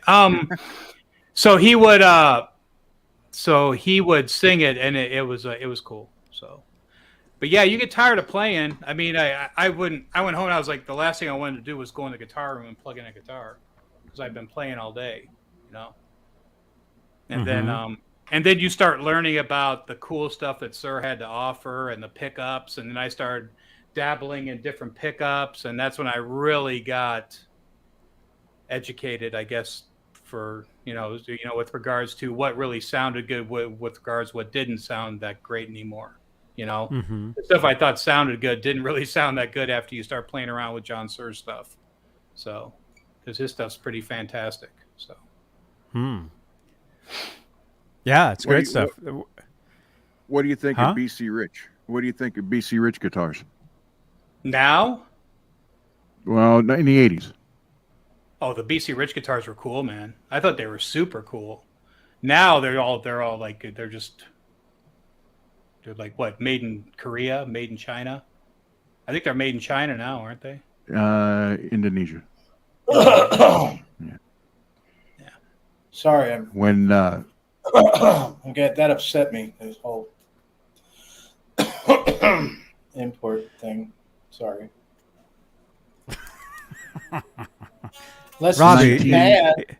Robbie, is your gong made in America? I believe it's made in Switzerland. Well, isn't that an import? It's Switzerland, John. Which is imported to the U.S. Well, so is Japan from ESP in 1982. So that was 41 years ago, Robbie. Well, they made them good back then. Mm-hmm. What can I say? Mm-hmm. Weren't all guitars in the 80s good? Really? Not so much West Tone. Well, there was a lot of real custom jobs. Like you had Carvin, right? And Carvin had these big catalogs and all this beautiful stuff, and it was expensive, but they went through and they showed you every little thing on them and all that. Well, nobody could afford them, and they didn't really kind of go very far, but I've heard they were really good guitars. I was playing Gibsons in the early time, and then I played the Isaacson guitar and the 85. Sky. I had two of those. At 87, Poison was in Wheeling, West Virginia, and I worked that show. And it was, I have to say, very interesting because with them, not that far away from where they were from, they came out and gave all of us backstage passes to hand out for the girls. So that was the first time that you walk outside and just hold the pass up and you'd be surprised what was offered to you, what was done to you. And there was these three girls kept coming up to me like, will you tell Brett that we're here? We want to talk to him. I said, every girl here wants to talk to him. Like, well, we went to high school with him. So they gave me their names. So I go in and I say, Brett, it's these three girls outside from your old high school. And he's like, F them. They didn't want to talk to me then. I don't want to talk to them now. But the cool part about it is CC's Yellow Mockingbird. I don't know who their tech was at the time, but I got to like kind of work on that with him for that show, which was pretty interesting. That sounds cool, like, guitar man. It was like a canary yellow mockingbird. And CC is really an underrated guitar player. He's actually very good. And he actually tried out for Stryper before Oz Fox did and was in Stryper for 2 days. You know, I got a cool CC story actually. There was a guitar, here it is right here. There was a guitar out here in Phoenix. It was a Bizarre Guitar. It's a place called Bizarre Guitar here in Phoenix. And I used to come out here and visit. And they were at a different location. And it was kind of weird because Badlands. Didn't we talk about Badlands before, Ron? The band Badlands with Jakey Lee? Do me a favor. Google right now who the bass player is. Just Greg Chason, I think it was. Oh, yeah. So hold on a second. This is a cool story. So I used to come out and visit my buddy who lived out here who's lived here for years. And this guitar hung in Bizarre Guitar. And let's see if I can get it. And it was CC DeVille's. Okay. That's a silver one? And no, it's baby blue, and it was a BC Rich, right? And it used to hang there. So I went into Bizarre Guitar not too long ago, and the bass player for Badlands now owns Bizarre Guitar, from what I understand. I think it's Greg Chason is his name. I think that's what his name is. And he owns Bizarre Guitar here in Phoenix, or he's one of the co-owners. And I walked in there, and I said, you know, there was a guitar store here in Phoenix that had CC's guitar, and he said, that was us. He said, we sold it back to CC. And I said, no kidding. I said, well, that's pretty crazy, you know, that he wanted it back. And he said, yeah. So then I have another friend who runs a guitar shop here in town, and I said, hey, you know, they said that CC bought that guitar back. He goes, no, he didn't. No, he didn't, because and then this guy contacted me on Facebook and said, hey, you're in Bizarre Guitar, and they said that CC bought the guitar back. He goes, yeah. I said, yeah, he did. It was a famous actor, and he was on Lost. He was one of the actors on Lost, and he said, no. He said he doesn't have it. Oh yeah, Johnny knows somebody that was on. I know who you're talking about. Yes. So it's a famous actor that was on Lost. He has that guitar, and he goes, CC doesn't have the guitar. I have it. And he sent me a bunch of pictures of it, and I go, well, that's cool that somebody still has it, because and that guy, from what I understood, that guy had a pretty cool guitar collection. He sent me some other pictures too. So what's happening, Jimmy Ray? Right. I spent the night at his house one time, and I saw a lot. Yeah. So did you see that guitar? I don't know. He had a guitar that was signed by Eddie Van Halen at one point. Actually, Eddie had drawn all over it. That's the guitar that I saw. And then he ended up selling that guitar like a little while later. What was it? Pete Thorne, somebody's got Jimmy Ray Hawkins talking about Pete Thorne. I've Pete Thorne's white Strat. I worked on that guitar several times. He brought that in, and my boss Mike Ponce was a master builder at Fender, and he was my boss, and he used to bring over guitars. I'd be at my bench, and he'd be like, "Hey, Pete's here. Can you restring and set it up?" And I'd be like, "Yep." And Pete spent a lot of time with John. Pete's got an ear. Pete Thorne is a beast, and he's got an ear, and John used him a lot with regards to amplifiers and pickups, and so a lot of the custom audio stuff. Yeah. I just realized I actually have a set of his pickups. The Thornbuckers? Yes, I have a set. Somebody gave me them, and I've never used them. So maybe we'll do a giveaway at some point for those. I have them. They're right up in there. Why don't you just give them to me? I'll trade you something for them. Mm-hmm. Like that photo you bought from Dan's shop? Oh, that's not for sale. You said trade. That's not for trade either. That's not for trade either? That's not for trade either. You saw the roll of cash. You're not going to get it for a picture. Yeah, we saw the grip. That's just stupid. You know who I got that from? I got that from. You know who I got that from? I got that from Norman's Rare Guitars. Norm from Norman's Rare Guitars. Because I think I told the story at Orange Guitar Show. He used to stand at the front door when people would walk in with their guitars, and he would have a wad of cash like this in his pocket, and he'd be like, "What do you got?" And he would open the case. He'd be like, "I give you $1,000 for it." Okay. He'd break it off and then give it to him, and there was just like an assembly line of people coming in the door. So I was like, you know what? From now on, when I go to guitar stores, I'm gonna go in with a grip of cash. Oh my goodness! That same night with Poison, when they went on, they had Wheeling did not have the automatic curtains at that time, and we're talking the big curtains that are 30, 40 feet high before the show. So they're on stage. And then somebody realized that there was no way to open the curtains. So I was on one side by the bass player, Bobby. Guy on the other side. So when they got ready to start, I'm standing there with him. Bobby goes, "Make sure you get a good pull on that." Well, I pulled it and they fell to the floor. And he took off, jumped, and tripped over it. So the very first thing in the show, he falls face first on his green Warlock bass. No, that's And I'm standing there on stage trying to roll up this big curtain and help him up. It's like, oh man, everybody in the crowd's like, "What the hell?"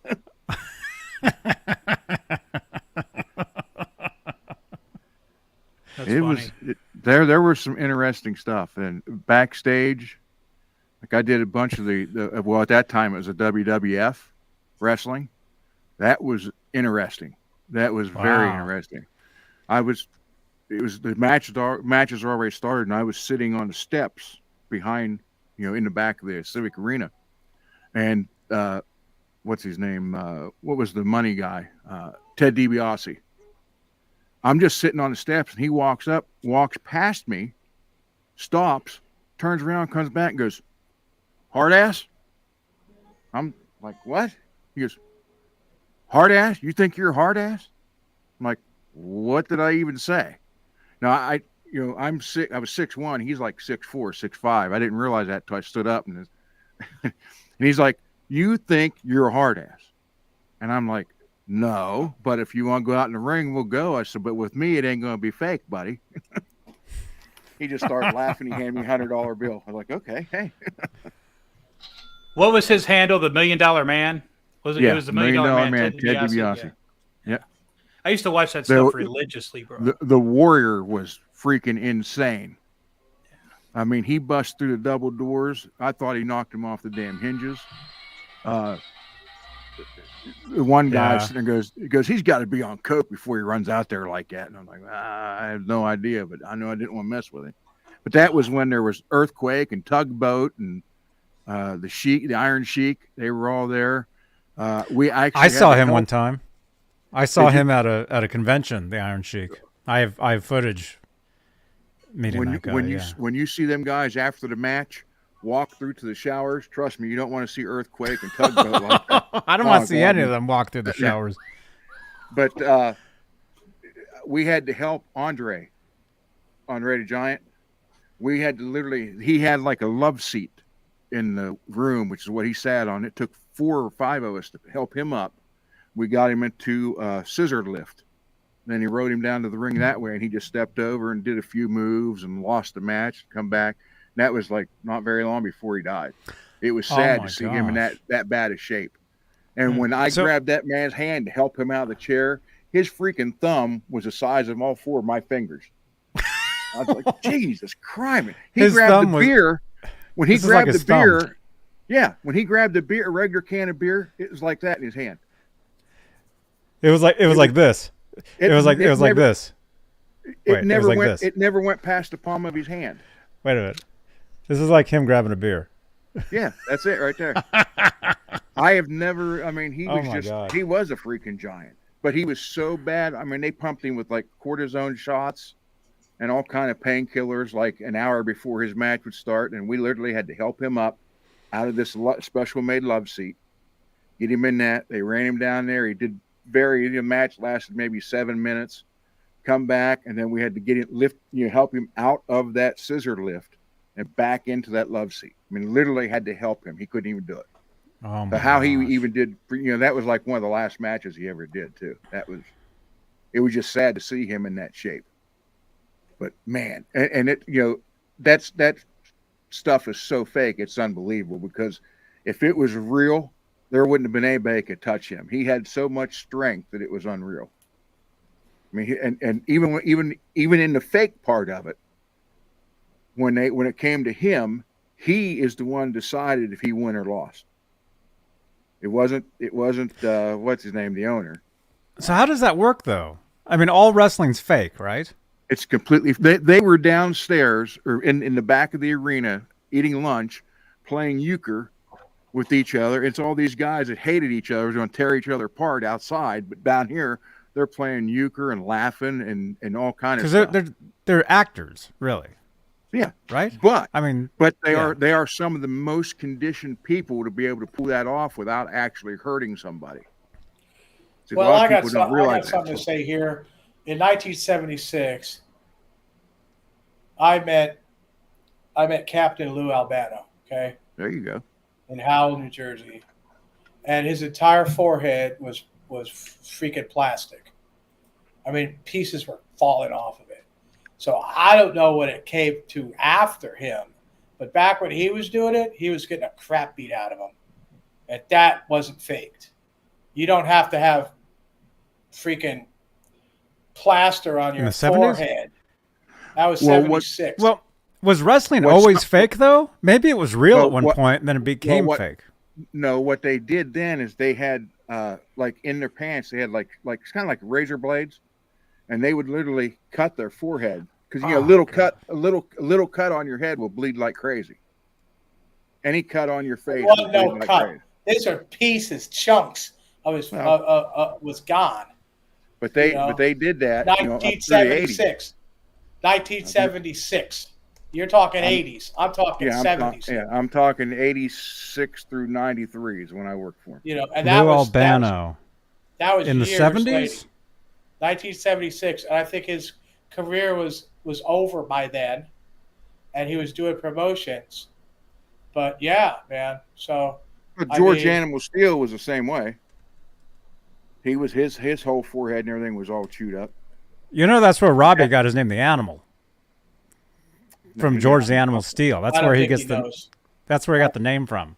Because on one of these shows he reenacted being that he did a skit on here, and he played George the Animal Steel. There you go. It was suggested. It was suggested by. It was suggested by Metalhead Hippie. Metalhead Hippie said that I look kind of like George Animal Steel, so I went with the skit. He suggested it, and I did that. But these guys were. There was a tag team. I can't think their name. Had Hawk and Animal. I can't think what their tag team name. Demolition. Those guys before the match, they literally had 500 pounds on a bar, and they would do 10 reps of 500 pounds, and go out and wrestle. So they were all that way. They'd be all. I mean, you could tell those guys were on steroids then, big time. But it was just it was so fun. Now that of course that was the 80s, so they had a grease board in the back room, and where everything was planned. And they had every match, how long the match was going to be, who was going to win, how many times they were going to hit the ground and act like they were going to lose. I thought, son of a bitch, I go out there and just start betting all these idiots out here that believe this is all real and start making all kind of big money. But that's how scripted it was. It was really that. I mean, like Hogan and Macho Man wrestled one night when I was there, and it was like Hogan was going to go down 3 times and do the arm shake and come back up, shake his leg, and get the crowd going. It was 3 times that was going to happen before he'd win. It was scripted to within about 20 seconds. It was actually pretty interesting. But yeah, it was just how they were behind stage. Even the rock shows, you go back there and you see, well, like I said, the other time about the one blonde-haired guy that had the bad attitude, the lead singer. It was just weird to see. And with Badlands, this was 40 was talking about earlier. You know, I went out and I played Jakey's guitar. I'm on stage playing "Bark at the Moon" with the rest of Badlands playing it and Ray Gillen singing. And then Jake comes back and said, the guitar sounded great, but you played it wrong. And he started laughing. He goes, but don't worry. He said, Zach plays it wrong too. So but the best part was, you know, spending like 3 or 4 hours with Jake and Ray on their tour bus, just playing anything and everything we could think of. It, you know, that's stuff like that is, to me, is memories I'll never lose. It's, you know, it's priceless. It just, and here's some of the stories, and I heard why Jake doesn't like Sharon, which I can't say. Come on. There's a lot to that. A lot more than a lot of people. He won't even talk about it anymore. Well, he wrote a bunch of stuff. He wrote a bunch of stuff that she just plain old stole. I mean, there wasn't anything. Like Ozzy wasn't writing anything. It was all written by the drummer, the bass player, the guitar player.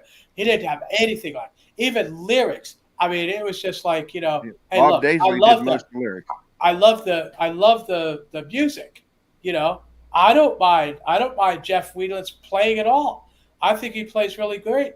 You know, he's came a long way since when I used to jam with him. But you know, shoot, he was just in Pittsburgh last night with Pantera. You know, it's all. But I mean, you know, it. Well, like Jake was, you know, he threw a fit. He was like, you know, he had "Bark at the Moon" before he even joined Ozzy. That's just, it wasn't named, but the riff was there. And, you know, and then he doesn't have any credit for it whatsoever. You know, Sharon. Oh, no, it's a total ripoff. All those guys, to this day, they don't have jack squat off of any of those songs. You know, as much as I enjoy them, and I do. And I don't like a lot of music. I got to tell you, I'm really not into a lot of stuff. But, you know, Randy Rhoads on those first 2 albums, I thought that was phenomenal, and I liked a lot of Jakey Lee stuff. And I dig what Wheatland did too. But it was pretty humpback and crooked there. And you would think there would be more respect for Randy Rhoads because he basically saved Sharon and Ozzy from getting killed by that son of a bitch that flew that plane into the house. You know, he grabbed that stick and that made that plane miss. You know, or would have went right into that bus. So really? Oh yeah. How do they know that? There were people that saw the inside of the plane as it came down toward right at the Bob bus. Daisley. And he jumped over there and grabbed the stick out of that son of a bitch's hand and steered the plane to crash it. Who was the keyboard player? I don't know. I can't think of his name. The keyboard. This player is actually breaking news. I've never heard that story. That somebody saw inside the plane and they saw them move the joystick. The keyboard player, like on that does Mr. Crowley, that guy. I can't think of his name. He was outside watching the whole thing happen, and him and the drummer Tommy Aldridge, both of them, said they both saw Randy and the pilot like fighting. And then Randy, because the pilot was doing that. Says a photographer saw it also. Yeah, there's several accounts of this. Don Airy, that's it. Yeah, Don Airy and Tommy Aldridge saw that. You know. Now, but, you got to give Ozzy some credit for keeping going after all this. I mean, most people would have just said, you know, all right, enough already. You know, well, it was just like 3 or 4 days later, he was on the David Letterman show. That video, and David Letterman said something about Randy dying. It was just like 3 or 4 days after it happened.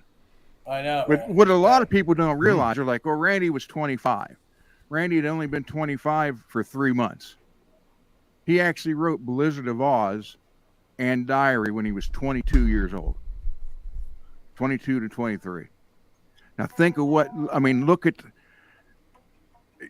I heard an interview, and this, I'm not going to say I don't like Edward, because I do. I think Edward was one of the greatest. The one thing I did not like, I saw an interview with him. He said they asked him about Randy. He said, "Well, that kid learned everything from me." And there's a girl who was the Quiet Riot president of the Quiet Riot fan club, and she got a lot of video of Quiet Riot on playing. And through a bunch of videos, you'll see David Lee Roth and Eddie standing on the side watching Randy play. He But was. they said They Ran- always went. They always went to Really? see him play. Yeah, but What Randy video? never saw Randy never saw Eddie play until the night they both played at the Coliseum Whiskey. thing. Edward. No. It was a Edward big and thing. It was Randy- right after they got hired. Edward and Randy knew each other. They were friends. All this stuff about them fighting was crap. That wasn't true at all. All his interviews and stuff they said about each other, that was just hype. That wasn't true at all. Because even Randy's brother Kelly said that Randy never really went to watch Eddie play. He knew that when they played parties and stuff, because that was the big thing to do then. Was people would throw big parties. And I think another important thing to mention here is that Edward was already leaving Ozzy's band before that accident. Randy. Right, Randy was already leaving Ozzy before the plane crash. He was already out of there. He was going to finish that tour and record the next album. Then he was done. He was going to go to So I mean that's something UCLA for classical music. Matter of fact, the day the plane crashed, his mom Dolores, the day before the plane crash, she was at the college signing him up for that. And I actually talked to her because of my son. We named our son after Randy. Because there's a long story behind that, but because in the 80s there was nothing of Randy Rhoads out there. Nothing. MTV didn't have that much, and there was. And who's now my brother-in-law, he was a little kid then, and he was recording a bunch of the metal show on MTV like after school. And he come and got me one day. He said, "Hey, there's Randy Rhoads live." And I'm like, "Where is it? Where's the tape?" Because anything I could find of Randy back then, I wanted. And he's like, "Well, my sister's got it." Well, that night through that, we've been together 37 years. So because of Randy, we got together. So we named our son after him. And I talked to Mrs. Rhoads 2 or 3 times about that. She thought that was the greatest story in the world. It was interesting. To learn the stuff from his brother Kelly, his sister, and it just gets me because, like, if you listen to Diary of Madman or Revelation Mother Earth, if you listen to the complexity of his music, and then realize he was only 22 or 23, just think what died within him. And that's something else Tommy Aldridge said when Randy told Ozzy that he was leaving. He was going to finish the tour and the next album. Then he was done. Tommy said Ozzy punched him right in the face, which was the day before he died or 2 days before he died. Oh, wow. What an asshole. How do you think that would have changed Ozzy's music or like hard rock music by that point if Randy had lived and gone on? I don't know. I really don't know. Randy brought the classical into it. I mean, like I said, just really go back and just listen to not just Crazy Train, but the intricacy, I can't say that word, of his intricacy. There you go. Right. Of his structure and all that stuff was just unbelievable. I'll admit, I'm not a huge Ozzy fan. I like some of his stuff, whatever, but would you say the guitar players that came along after Randy were basically kind of like clones of Randy? Because they would have to play his stuff. Yeah. But did one of them come along and take it to the next level after that? Or was there a couple in there where they just kind of played the stuff? Or did they make it their own? What happened, and Jakey Lee found this out at the US Festival. When I forget what song it was he played, and he did the solo pretty much, but he added some of his own stuff to the solo, and people just ripped him for it. That was over the mountain. Was it? Okay, I knew it was one. And people just tore him a new ass over that because it was like And I was one of them. You're going to play Randy stuff. You play it like Randy. If you can't, then don't even play it. That's, how a lot of us look at it. Interesting, though. I think it's interesting. In Quiet Riot, he was a blues player, man, straight through. He was totally a blues player back then. Yeah, if you look on YouTube now, there's people who have Quiet Riot, like an hour and a half concert of them at like the Whiskey and the Troubadour with Randy playing and doing his guitar solo and everything. It's unbelievable. It's I heard some of one of those. And I was just by the Troubadour. Jeff Wheatland had to learn what Randy played, but Jeff was a pentatonic player. So you see, anything that wasn't Randy was all pentatonic stuff from Jeff at that point. But I think he did a good job on those songs, though. Yeah, they did. And it's kind of now when Zach does Randy stuff now, he adds his stuff into it. Now it's like all the Randy fans at that time are all in our 50s. So now it's kind of like, well, it's not that fresh in our mind. We you could do, but Jake was the one that took the brunt of that. I mean, he tried it, and then we just ripped him for it. But and I even told, matter of fact, when I was in the bus with him for that, I said I have to apologize to you, and he's like, look at me like, okay, so you played Bark at the Moon wrong. I'm like, no. I said I have to apologize to you because when I heard you do your own stuff to Randy stuff, I wanted to beat your ass. And he just started laughing. Oh, goodness. But no, I mean, that's just, he took the brunt of that. And that's another reason why I don't think he was in there that long. Do you think that's why those guys didn't get credit for like writing those songs or No, whatever? that was all Sharon. That was Sharon. You do not want Sharon against you because your life will be hell from that point on. She has that kind of pull, and I mean, she can pull stuff off that you never would believe. Well, it all comes from her father. Her father was like a major, producer and, money man, basically shyster and stuff. That's where she learned all her stuff. Oh, hey, did you guys know that before Ozzy was with Sharon, Randy was? I heard that. I don't know. So I think Ozzy resented that too. But yeah, it was just Jake took the brunt of that because, Brad Gillis was offered the job because he finished the tour and did a great job, but Brad played it like Randy. I saw interviews with him where he said he didn't have the time really to sit and learn it like he would have wanted to. So he learned it on the go. And then at that time, Rudy would help him saying, you got to do this, you got to do that. So then they offered him the job. That's when Night Ranger just got signed. He's like, no, I'd rather go with my band and see what we can do. And then the Ozzy was Warren DeMartini was offered for it. There you go. And then Jake and didn't Jake and Warren like live in an apartment together or something? Yeah, that's the word. Okay. So yeah, but whoever was going to, I mean, Jake would sit there on stage and look at the crowd, and they're holding up signs saying, "Go to hell, we want Randy back." And he's like, "The guy's dead. He can't come." Oh my gosh! It's not like I replaced him out of the band. He's dead. But that's the hatred that Jake went through, and I gotta admit, I was part of that. I mean, I was a big, Ace Frehley's the one that got me started. Want to be guitar, not so much for the playing, just the fact that the big stage shows, standing up there and being famous. But when I heard Randy play, that's when I was like, "Holy shit! I gotta learn how to play guitar."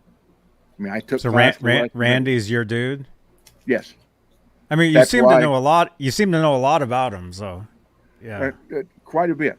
Probably as much about him as you do Eddie. So, what's that tell you? I mean, come on. That's pretty cool. And what gets me is I was there one night when he was playing at the Whiskey, and I did not go. It was Quiet Riot, but I didn't go. I was in Hollywood and did not go, and now I regret that. Oh wow! But yeah, it's just, and for the longest time, I didn't get along with Eddie fans because I got sick of hearing the comparison, how Eddie's the greatest and Randy. That's why we're separated, Ron. Yeah, we got some blocks between us right here. Actually, no, but what it was, and believe me, I'll give Eddie credit. He was, but you can't. It's like apples to oranges. It's two different styles. And that's the thing is you can't compare. Well, let's take Eddie and Randy or yeah. You can't. Well, I mean, you just said I'm the Eddie guy. You can't compare Eddie to anybody. Eddie is totally unique, and you had a bunch of clones after that, and you still do. But a guy like Randy. See, like I said, I wasn't I didn't. I'm not like a huge, Ozzy freak or whatever, so I don't know a lot of this backstory stuff. So that's why I asked the question, when Randy, after him, the other guys, were they basically told, oh, you got to play like Randy did or whatever? Well, like I said, Brad Gillis more or less said he wanted to do it that way because he finished the tour. It was like, and it was just like 7 days later, they only canceled like 2 or 3 shows. So he only had that amount of time. So he wanted to do it just like Randy did. And, people were still, that soon into it, they were still in disbelief that Randy was gone. That was a thing. So Brad learned it and played it the right way and then was okay with it. Everybody was okay with it. But when Jake came in, and when he started adding his own little touches to Randy's stuff, that's when the can of whoop ass opened up. And it was just the diehard fans. I mean, it'd be like you, someone just picking on Eddie, for whatever reason, or someone trying to play Eddie's stuff and add their own stuff to it, and then have people say, "No, we're better than Eddie." You wouldn't put up with that. Yeah. So, and that, you got people out there that are saying that they can sing better than Elvis because Elvis is dead and they're not. Okay. I mean, come on, right?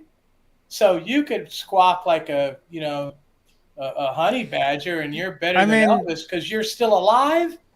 Are they people that are trying to be like Elvis though? See, that's the thing though. They're just people that hate everything.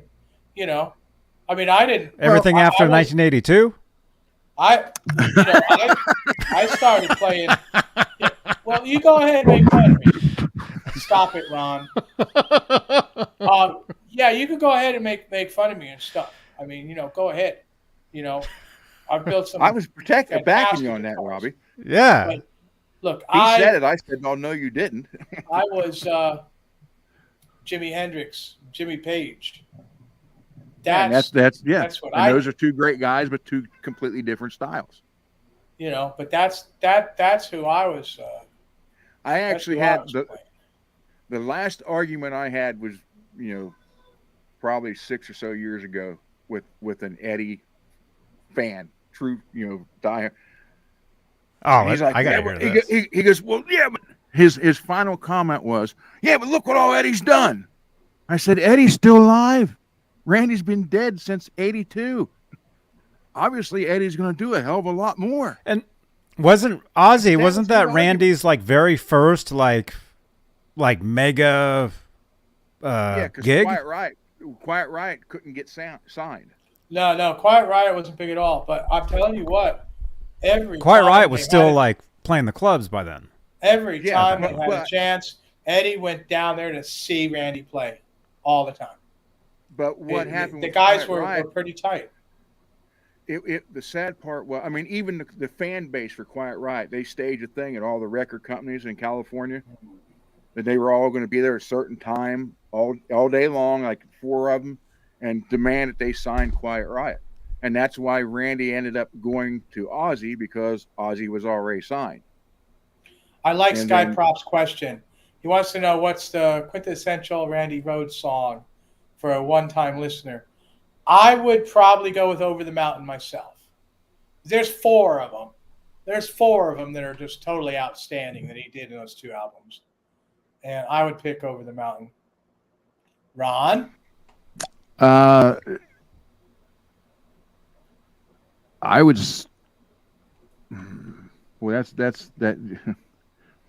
I would say Diary of a Madman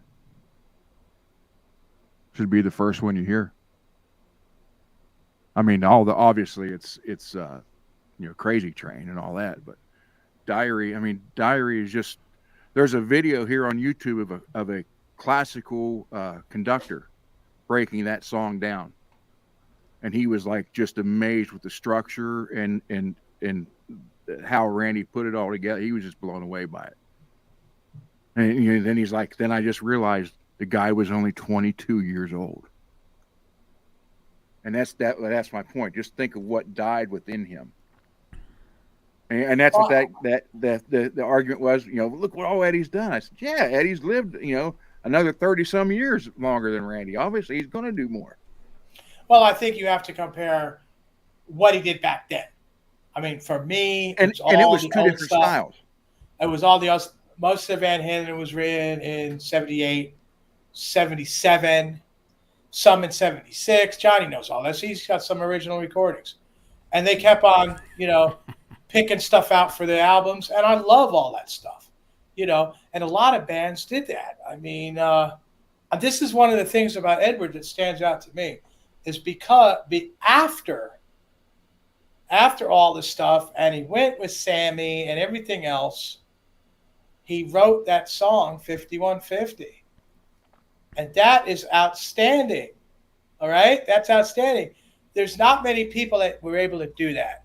It was like Jim Morrison wrote everything before the Doors. He had it all written way before. They weren't like writing new stuff. They had it all written already, But then, toward the end, he writes L.A. Woman, Riders on a Storm. Pretty much the whole album was all new. Not a lot of people are able to do that. They're not able to do something new. And so I give Edward a lot of respect for that. Of course he was still alive at that point. All right. I'll give you that. But to write what I would consider one of his masterpieces after the fact that all those ones that were written way, way back that were so intense and had so much power to them, that to me, that's a big accomplishment, because a lot of people, especially if they, get famous and all that, and they just rest on their laurels, and, he was able to break out of that. So someone sent me a text. This, by the way, this is me in 1988 at a metal festival with my ESP 1987 ESP M1 Custom, which I wish to God I still had. That was a metal festival we played. Oh, Chris, I said the song 5150 was the one that impressed me that Edward did. That was after,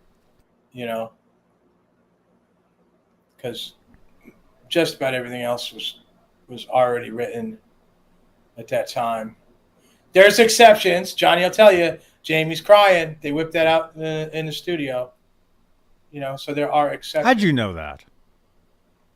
I don't know. Maybe I'm hanging around with you too much. But see, that is. Well, the deal with Randy, that's my, you're with Kramer, you're big, that's my Jackson thing, because Randy is actually the one that told Grover to just put Jackson on it. So you could say Randy actually formed Jackson Guitars. Well, it's the old story where they were in a restaurant or the diner, and, Randy takes on a napkin and he draws the shape of the offset V. That's where it started. Because he just drove or just flew home from Ozzy's from rehearsal in the Concorde, and that's why he had that kind of shape from that plane. That was his idea. But it was when they built that first guitar, Grover didn't want to put Charvel on it because he didn't think the guitar was going to sell, and he didn't. Now, whether or not he saved Charvel like he says he did, because he got it off of Wayne, I don't know if he saved it or not, but he finally had it making money, and he was afraid to put Charvel logo on it. So Randy said, just put Jackson, make it a Jackson guitar. And that's what, and he had the first three. The fourth one they were working on when he died, which was a gold one. Each one was upgraded from the white Concorde. Once you got to like the 15th fret, it was hard to play any fret lower than that or higher than that. Well, Jackson bought the name from Charvel in like 77. So there never really was a Charvel guitar. It was always made from Jackson.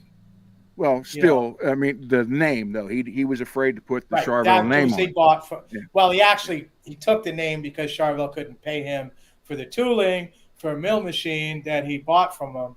So yeah, he kind of took advantage of Wayne there. And the fourth guitar was a gold one, and each one had all the upgrades. Like I said, the white one, the very first one, once you got to the 15th, 16th fret, it was hard to play because the way the V came up the neck. So the black one was the next one. You notice it was cut down more of a defined shape. And then you go down from that. But the fourth one was the gold one. There you go. And so the that? It was something like, yeah. And the original one, the actual fourth one, Vinnie Vincent ended up buying it and used it in Kiss, which that kind of pissed a lot of Rhoads fans off. We thought that should have went to the family. But, and if you look at Randy's Jacksons, it doesn't have this Jackson logo on it now. It was actually hand painted by Grover. Still got a beef with Grover. I'll never forgive well, him. and I understand that, but I mean, I still have a beef with Bert. But that's my connection with Jackson and Charvel guitars is through Randy, just like Eddie and Kramer for you guys. So, and I do that. I have, they're in storage, but I have some. I have the Circles guitar, like 40's got there above his head. Oh, you have one of those? Yeah, it's in storage. Oh, we need to talk, man.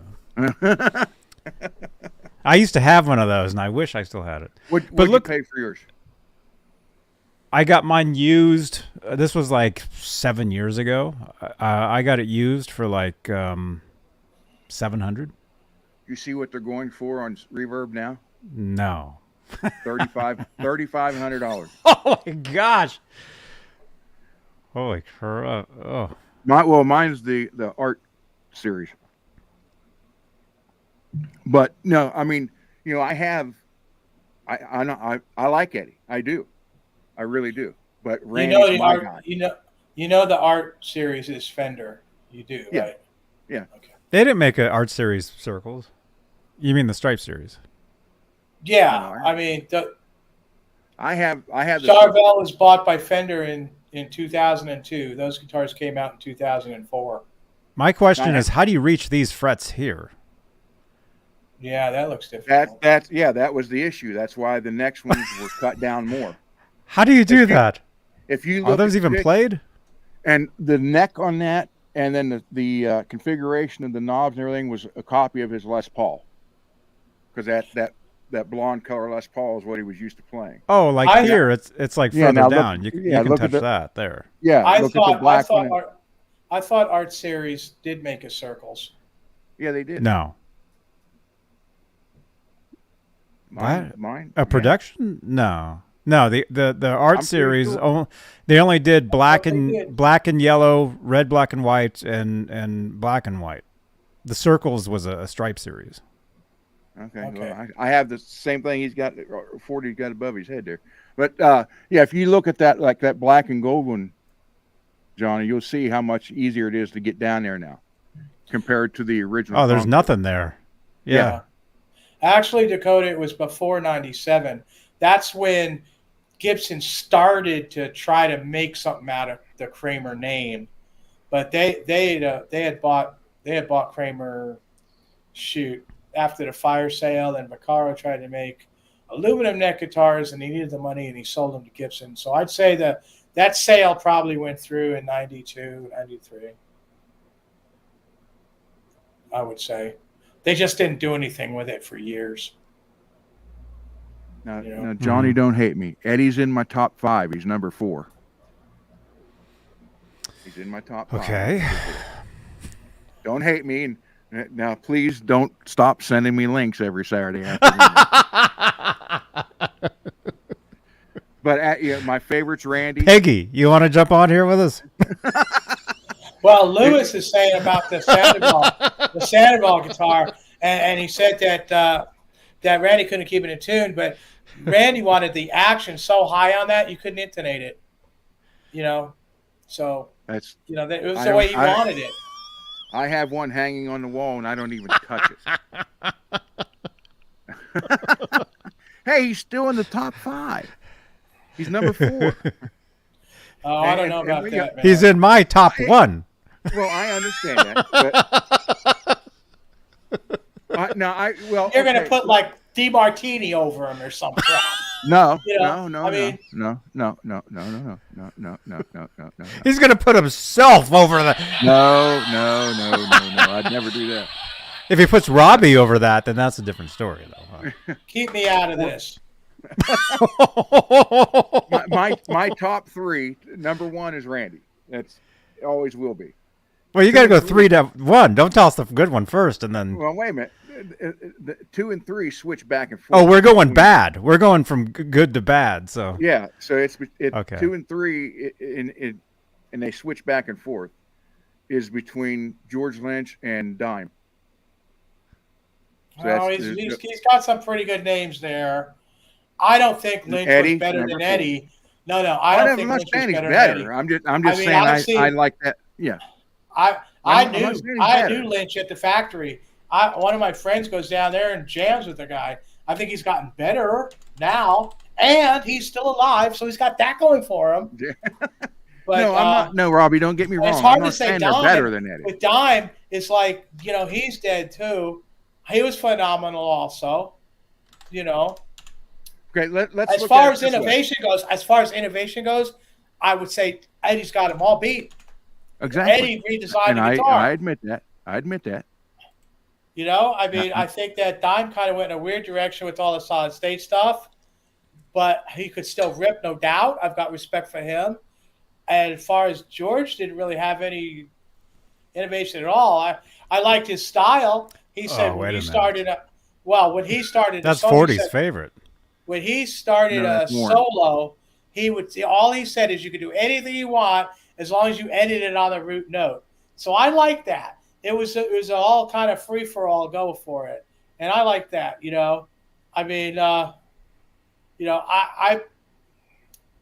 George. I think George is a great guitarist too, but I don't think I'd put him over Edward.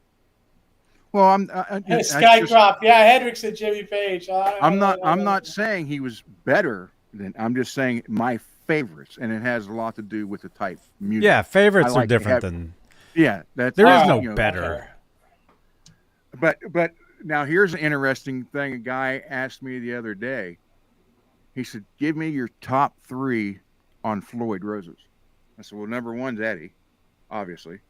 Number 2's Dime, and number 3 would be Brad Gillis."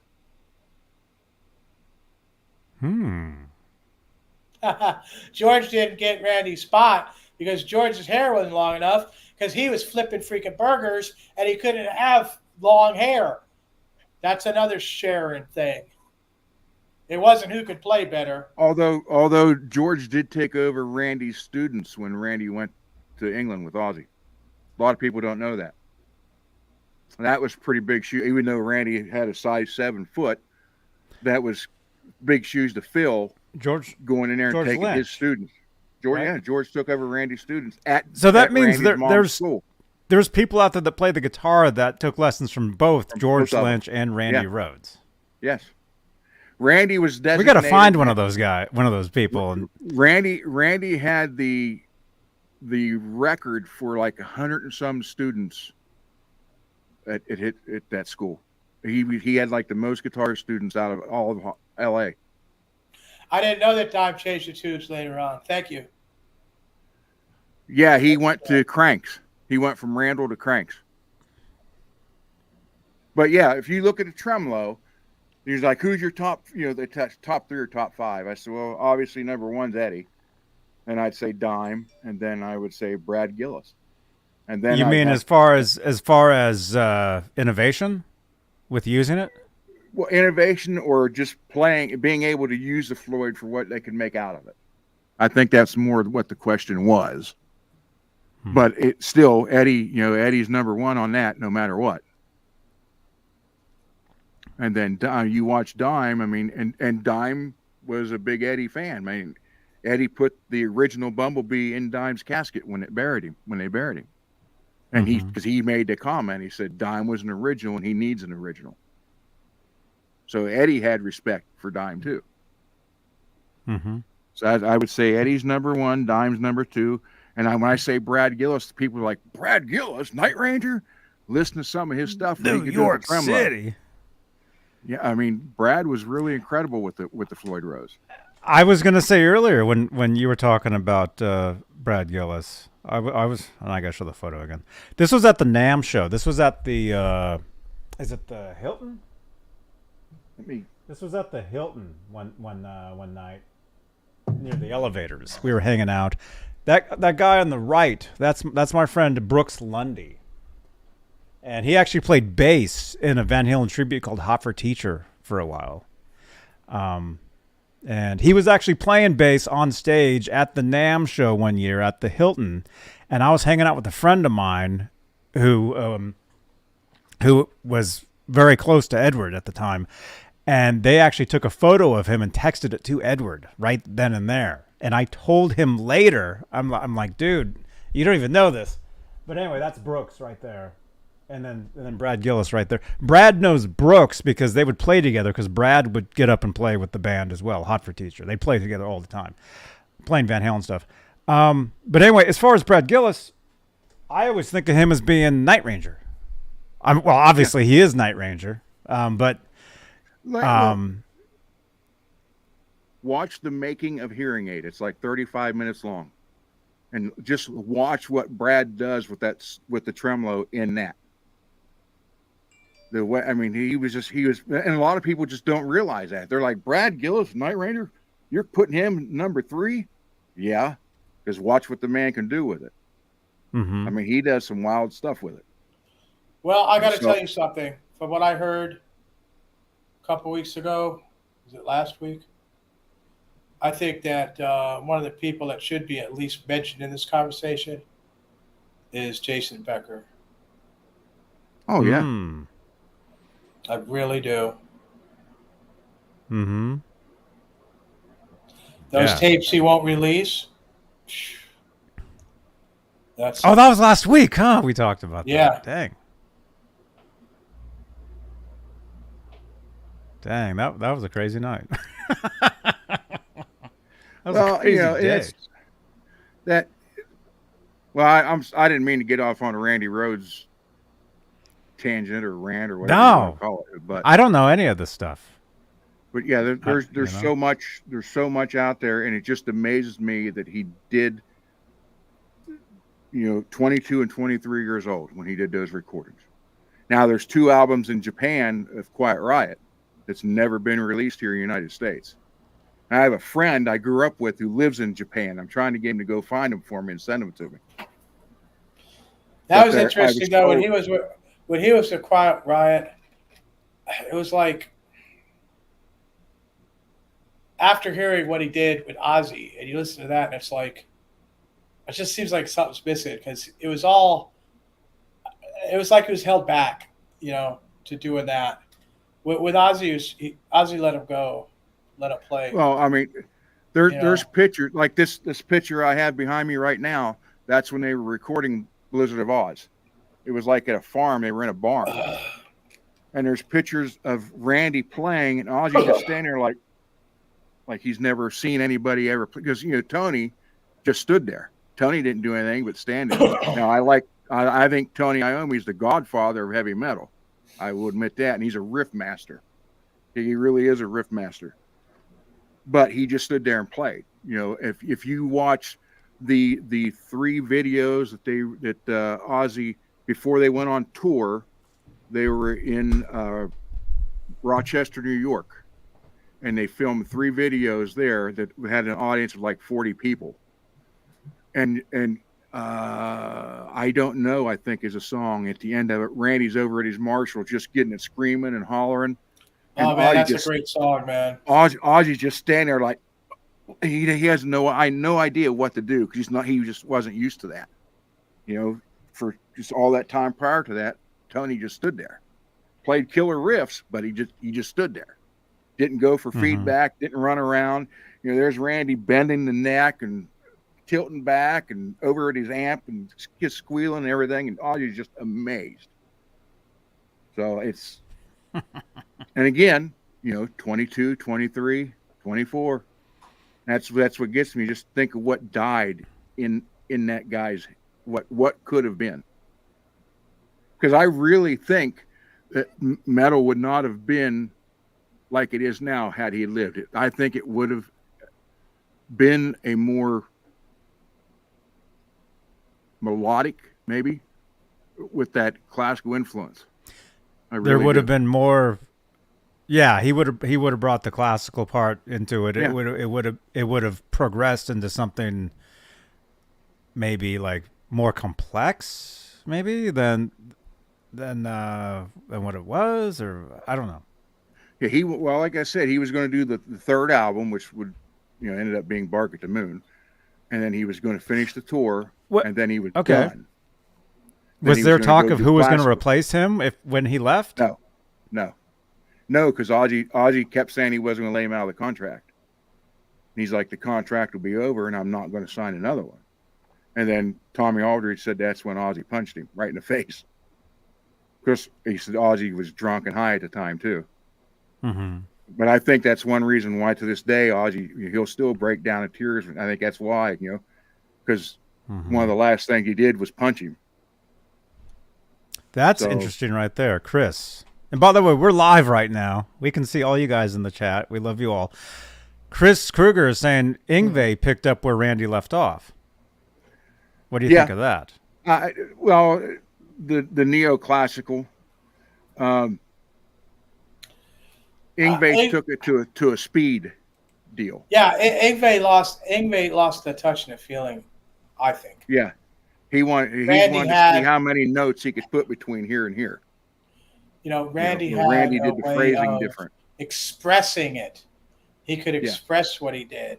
He melted the regular kind of blues rock and roll thing in with classical phrasings that made it, you know, special and unique to him. Yngwie just shredded it out. My opinion. Mm-hmm. Yeah, he was like, let's get 5,000 notes here in these 2 bars. Yeah. And we're only we got 9 more hours of show tonight. That's right, Skyprop. This is the marathon. See, Robbie is napping right now, getting ready because in 3 hours. Hey, wait! I can wake him up.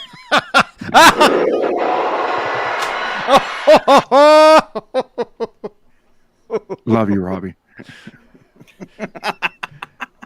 Asshole. Hey, language. So much for the brotherly love. Yeah, come on.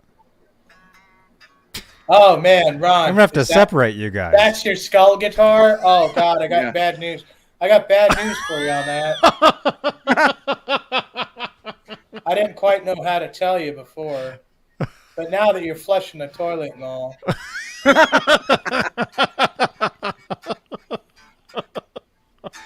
That picture you sent me, let me get that up. Let me just to make absolute sure. Just to make absolute sure here. There it is. Let me bring it up. Let me look at it. Right. The guitar was carved in 08 and assembled in 09. Mm-hmm. I thought it was one of the original Skull and Bones that J-Frog carved out in like 85 and 86. No. In which case he used the earlier ESP banana necks that were actually made in 78. Right? but he didn't because that's like '08.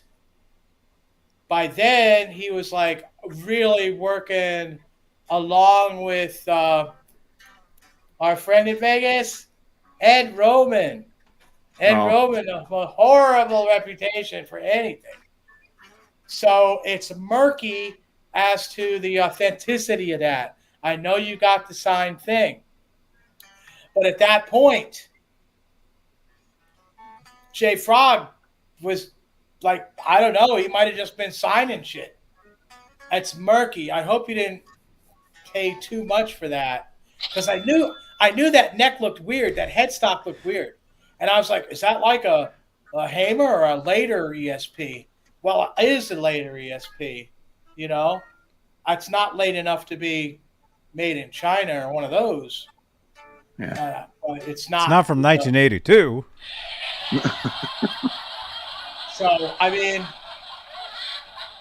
yeah, I thought it was like a super rare guitar. I was thinking that thing might be worth $8,000 or $9,000, but as it is, it might be worth maybe $2,500, which is still kind of a lot. But I hope you didn't pay too much more than that for it.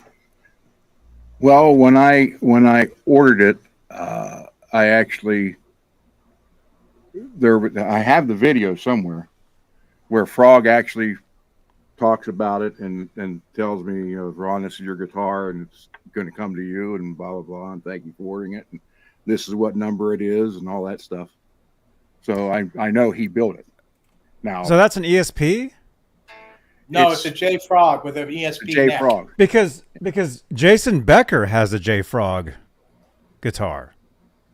I've seen it. Let me find. I'll find the I photo. wonder what year that is. That would have to be an '80s one there. That would be one I'll that's find worth it. a lot. What year Yeah. would that have been? I'm just saying, Ron, it could be sketchy because of Ed Roman during those years was doing some horrible stuff. Yeah, I know. He was destroying BC Rich at that time too. You know, and he But was ripping again, people up 6 ways to Sunday. but there's a grainy video because the camera's been in '09 of, I have it somewhere, of Frog basically going, Ron, here's your guitar, and showing it and talking about it, and basically everything that's on the back plate that he's carved in there is what he was talking about. Well, it's got provenance, but it's a real questionable time, Mm. you know, then. But you got provenance on it, so that'll help some. I found it. Johnny found it. Let's see it. I found it. Check this out. Okay, this is Jason Becker's guitar. I saw this back in 2017 when I saw this. I think it's J Frog. Would it say J Frog on it? It might. It Yeah. might not. Well, this particular one.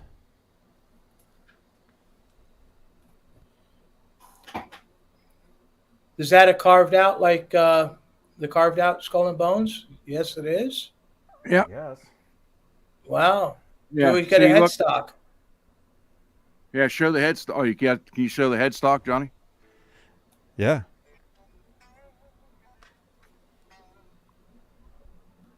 Oh, Jason Becker. That's cool. Interesting headstock. I would estimate that as being an ESP bought headstock around, I'd have to say maybe 86, 87. That looks to be about the same shape as this one. I would Is say the about 80. guys? Yours is a little fatter, and yours has more of a Hamer look to it. That's an older stubby one.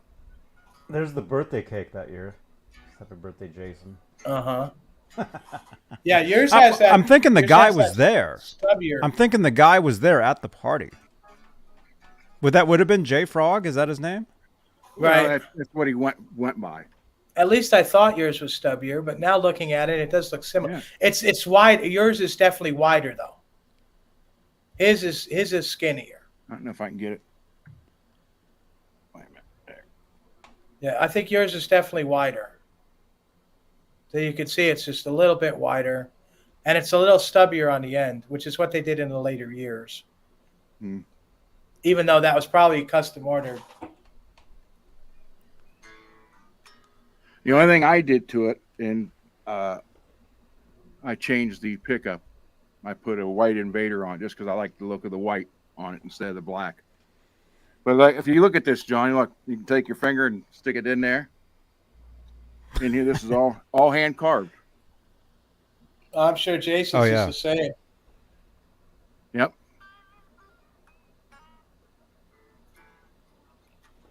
We're talking about J Frog's Skull and Bones that he would hand carve.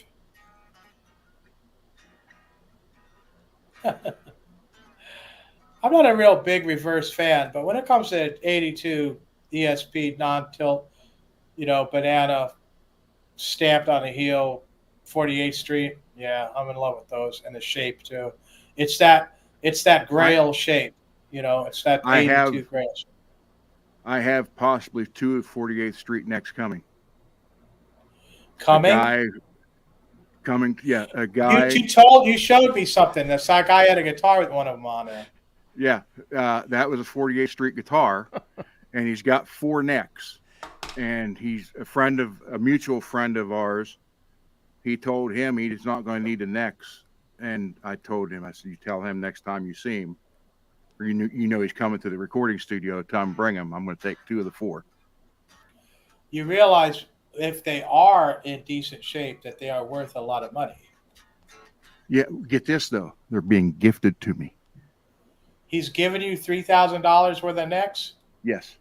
He wanted to give all 4 of them to our mutual friend. He's like, I ain't gonna have no use for them. And then Jim was here, and he's like, damn, you got all these bodies. I'll just get you 2 of the necks. I'm like, okay. Are they stamped on the heel? Jim said he looked at them because Jim actually toured the 48th Street years ago.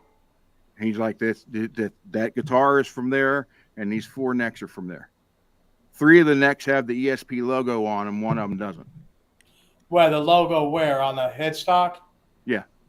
Well, I know he said they're on the headstock. Right. I don't know. I'm sure they're stamped on the body or on the neck. If they're stamped on the heel, that means they're from 1982. That makes it worth more. Okay. Well, anyhow, makes it worth it to run. If they're not stamped, they're from 1985. They didn't really produce many in 84. That was a horrible year, man. No, it's not bad. It's still a great neck. It's still a great neck. It's just not stamped. Because they started selling parts. I mean, they started making their own guitars. When they made their own guitars, they stopped stamping them. They only stamped them when they were selling parts. That's why the 82s. The Grail guitars from Kramer are stamped. Well, I'm getting 2 of the 4. I think the mutual friend's taking the other 2. Because he came down here, he's like, damn, you got all these bodies. I got bodies laying in there. He goes, you need some necks. Yeah, Chris is asking how much. Those Grail necks, there's 1 for sale at Alien Nation, and I think he wants over $2,000. Oh, he's got it down to $2,000. Yeah, believe it or not, it's worth it. That's worth it. You could get one for $1,500. That's really worth it too. The 2 I got, one from our friend that was on Lost, sold it to me because his mom was sick. That's the one on my experimental Grail guitar, the guitar that shouldn't exist. The other one I have with this Lynch build that I'm doing, I only paid $700 for that, believe it or not. And that's a 85, but it's beautiful. It's beautiful. So yeah, that's I think that's the best neck ever made. If worse comes to worse, I'll put one on here. Yeah. Can I show something really weird? You guys want to have nightmares? Wait a minute. Okay. This is a photo. Anything nude, does it? No. Okay. Although it could if what's that one guy? If Atomic Punk is still here, it could. This is a photo of my dog. We were taking a walk one time, Okay, this is my old dog Howie. This was years ago. See, he's looking at this like lizard down there. Yeah. Yeah.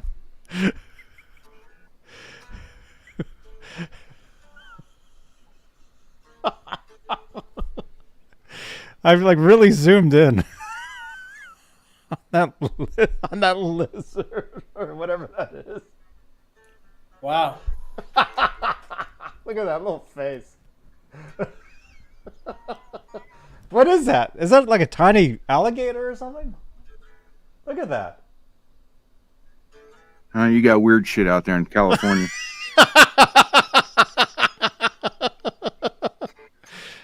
Now I'm scared. When I was there, I lived in Buena Park, and then at was Laguna Beach. My uncle. Oh, had a nice. house right there. My uncle had a house right there at the beach. Oh, it's a salamander? That's an alligator lizard.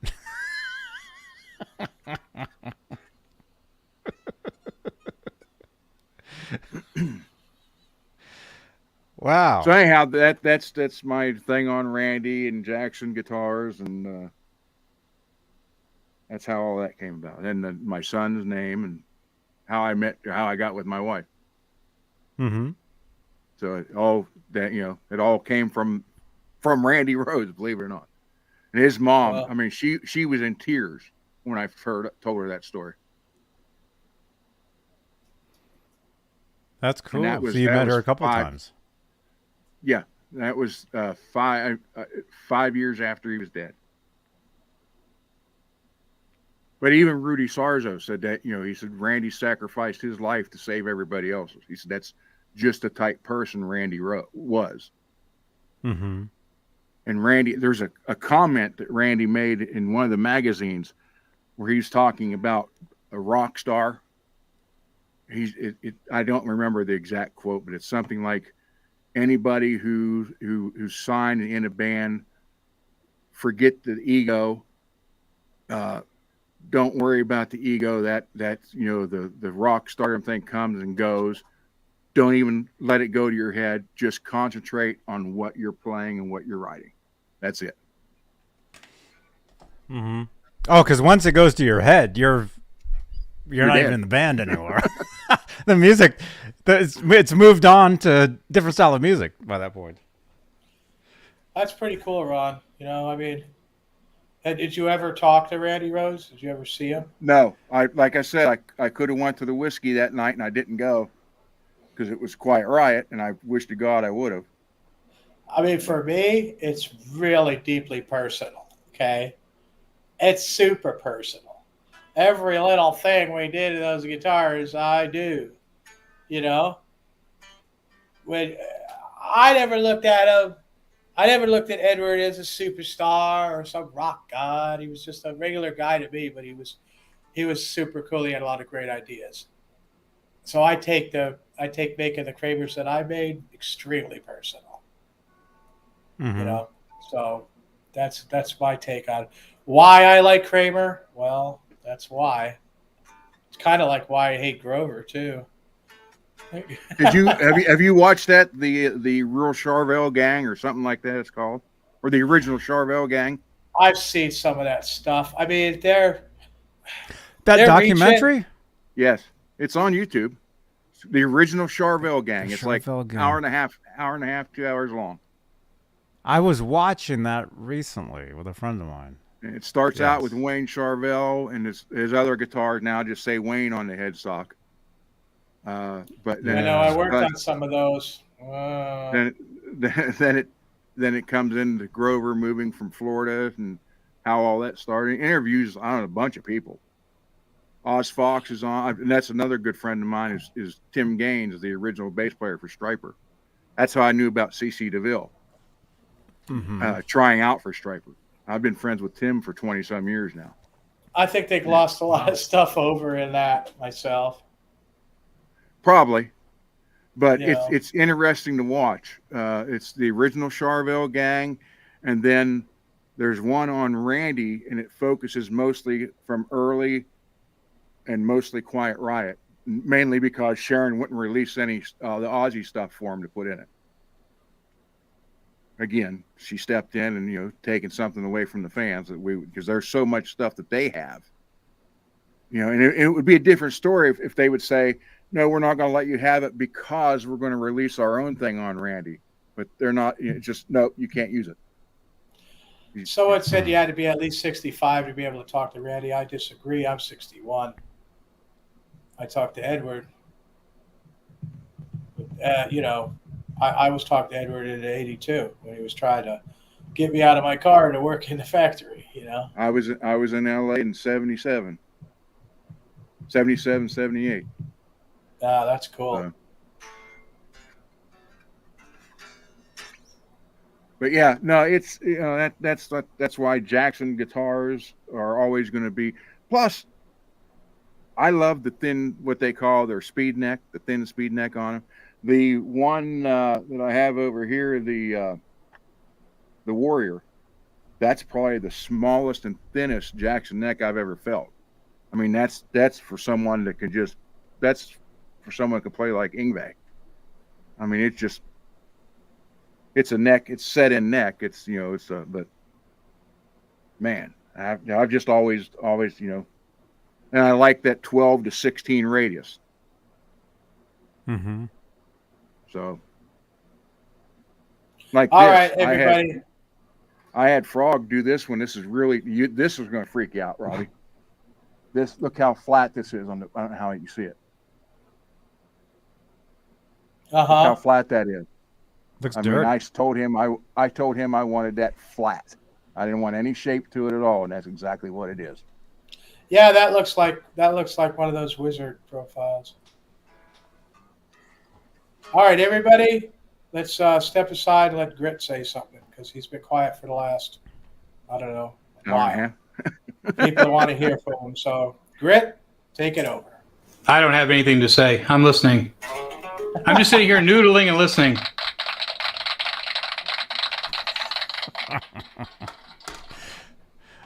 Well, I would just like to say, wait a minute, Robbie. I was talking.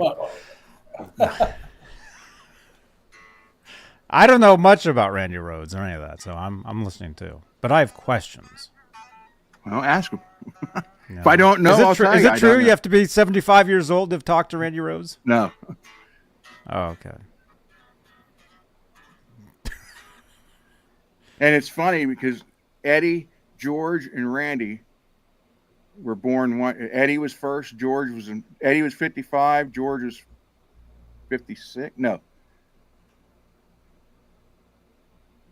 One of them was 54. One was 55, and Randy was 56 because Randy was 9 years older than me. They were all in LA at the same damn time. Yeah. Okay. Who caught fire and why? All right. This is my opinion. Edward had a band and he was singing. Well, it's really getting anywhere.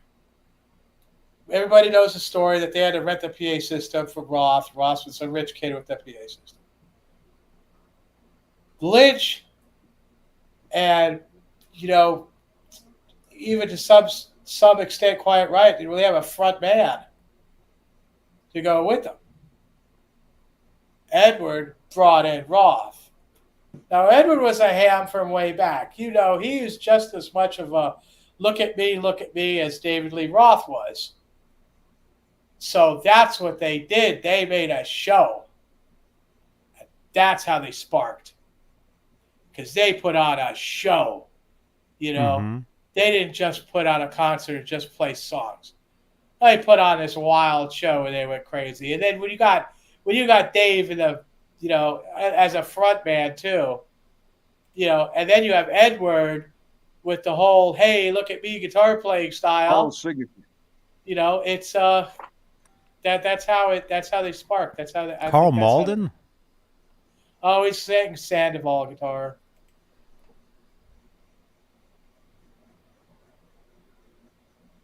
I don't know. We lost Rod again. I think he froze or something. No, he put his guitar away.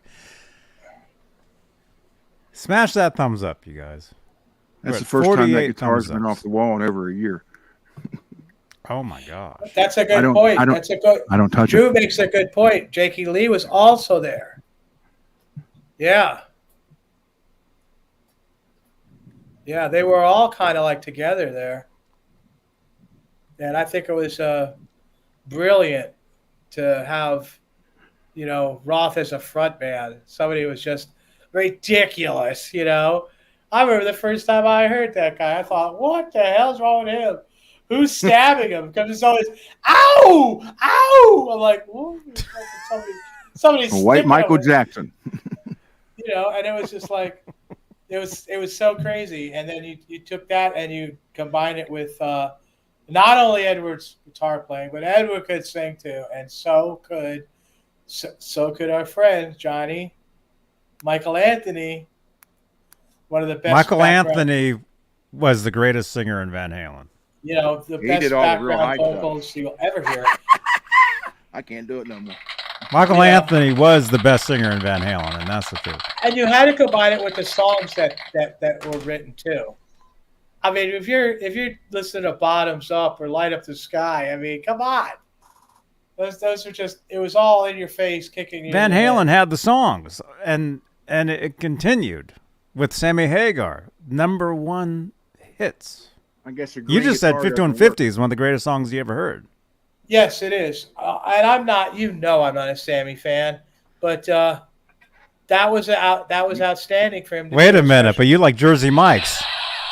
Aren't those Sammys? No. Don't clip that, R2.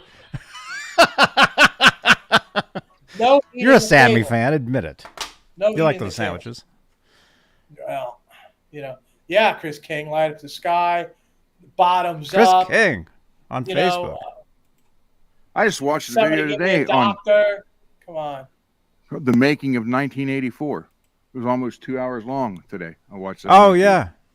That was pretty interesting. It said that Michael McDonald wrote "I'll Wait," then ended up suing him over it, but not Eddie, because Eddie didn't know anything about it. Skyproc saying, how did Roth go? I don't understand the question. When Mark... how did he leave? Well, basically the whole thing started when Roth wanted to do... Roth wanted Eddie to help him on a soundtrack for a movie he was supposed to be. And it was really hinging on Eddie doing the music for this movie. And he wouldn't do it. He refused. And that kind of started. And it was more fires. It was more fuel to the fire of the whole, the whole Edward wanting to do keyboard stuff. Ross saying, no, people don't want to hear you play keyboards, want to hear you play guitar and all this. This was going on for quite some time, But I think that was what kind of pushed it over. Not after Jump. He said, no, how did he tell Robbie? LOL. Yeah. I don't understand again. He's saying that I don't know. Johnny, try here. I'm at a loss. I think he thinks that Roth. Oh, how did Roth's scream go again? So you just screamed like him. Oh. How did the Roth scream go? Like, well, he was all like, ow! Ow! It was like a white Michael Jackson. Zora. Oh, wait, actually, Michael Jackson was white.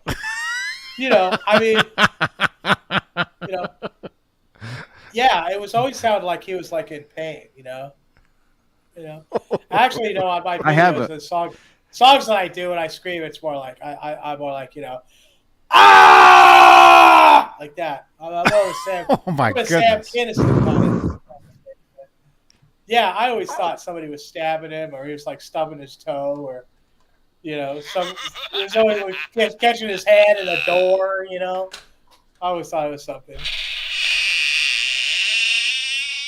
I have a Roth story and Steve Vai story. I have a Steve Vai story too, but I'll tell you guys after we're done. Well, okay. See this right here. This was 1987. Is that you? That's me right there, and then that's this guy right here. Is named Mark Daddle.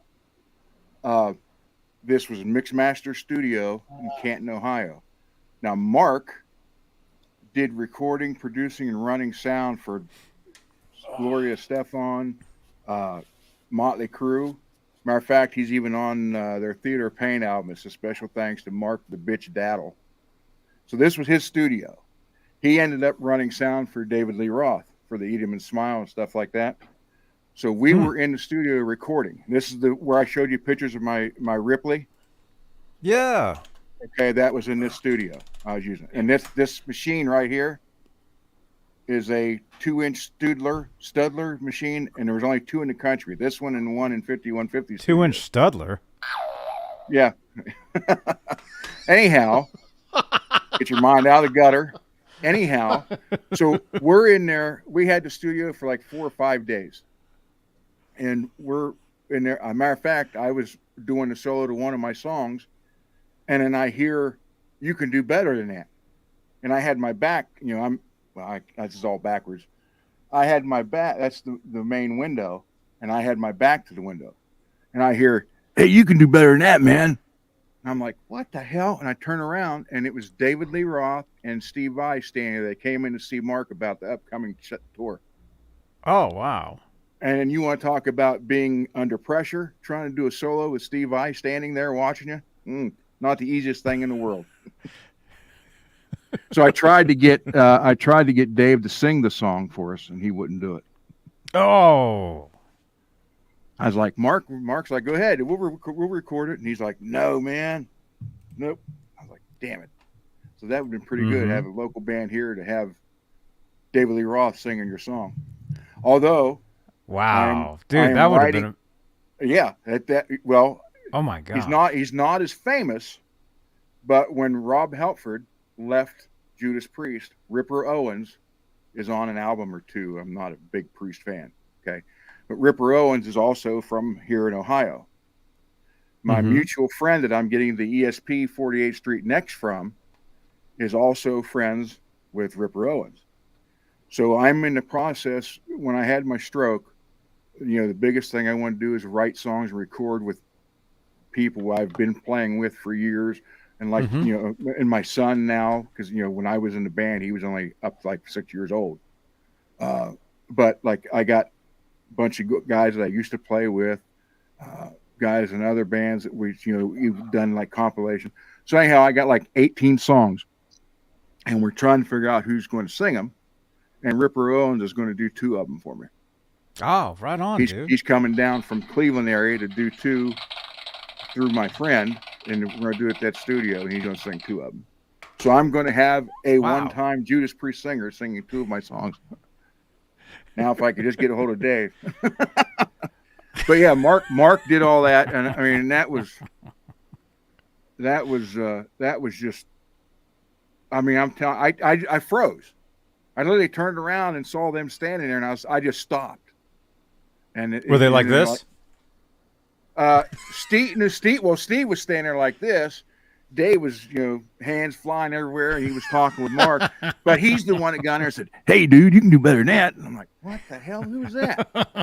And I turn around, and they're standing there, and I'm like, "Holy shit!"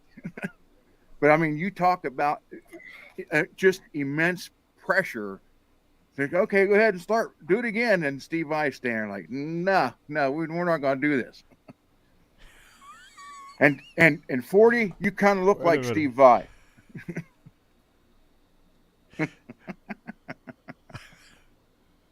Not at all. You need that hat. Not in the least bit. Not in the least bit. But yeah, he's a vegetarian, I think. Well. But yeah, I mean, it was just weird. It was just so weird to be standing there and with them there watching you, like, holy crap, I can't. Nope, we're done. They're like, hey man, do it again. So you're like, okay. Yeah.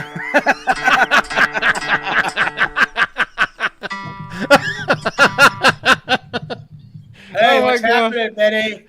Hey, Benny. My God. Big love to Independent Many United. She's Independent Many United, welcome. Everybody give her a big welcome here. Independent Many United, welcome. You kind of wonder what Steve Vai felt stepping in behind Eddie with Dave. I don't know, man. Vai was doing his own thing, Watching him play on some of these videos, like Yankee Rose, and then he's throwing the guitar up in the air 20 feet and catching it on the way down and keeps playing. I mean, that stuff was just outrageous. I think that he was really doing his own kind of thing, and I didn't like his tone. I thought it was too trebly, but I loved who he was playing. I got to tell you, and I love the energy of those songs too. He was already Steve Vai by that point, so he was. But I mean, look at he stepped in after Yngwie in Alcatraz. That way he was with Frank Zappa first.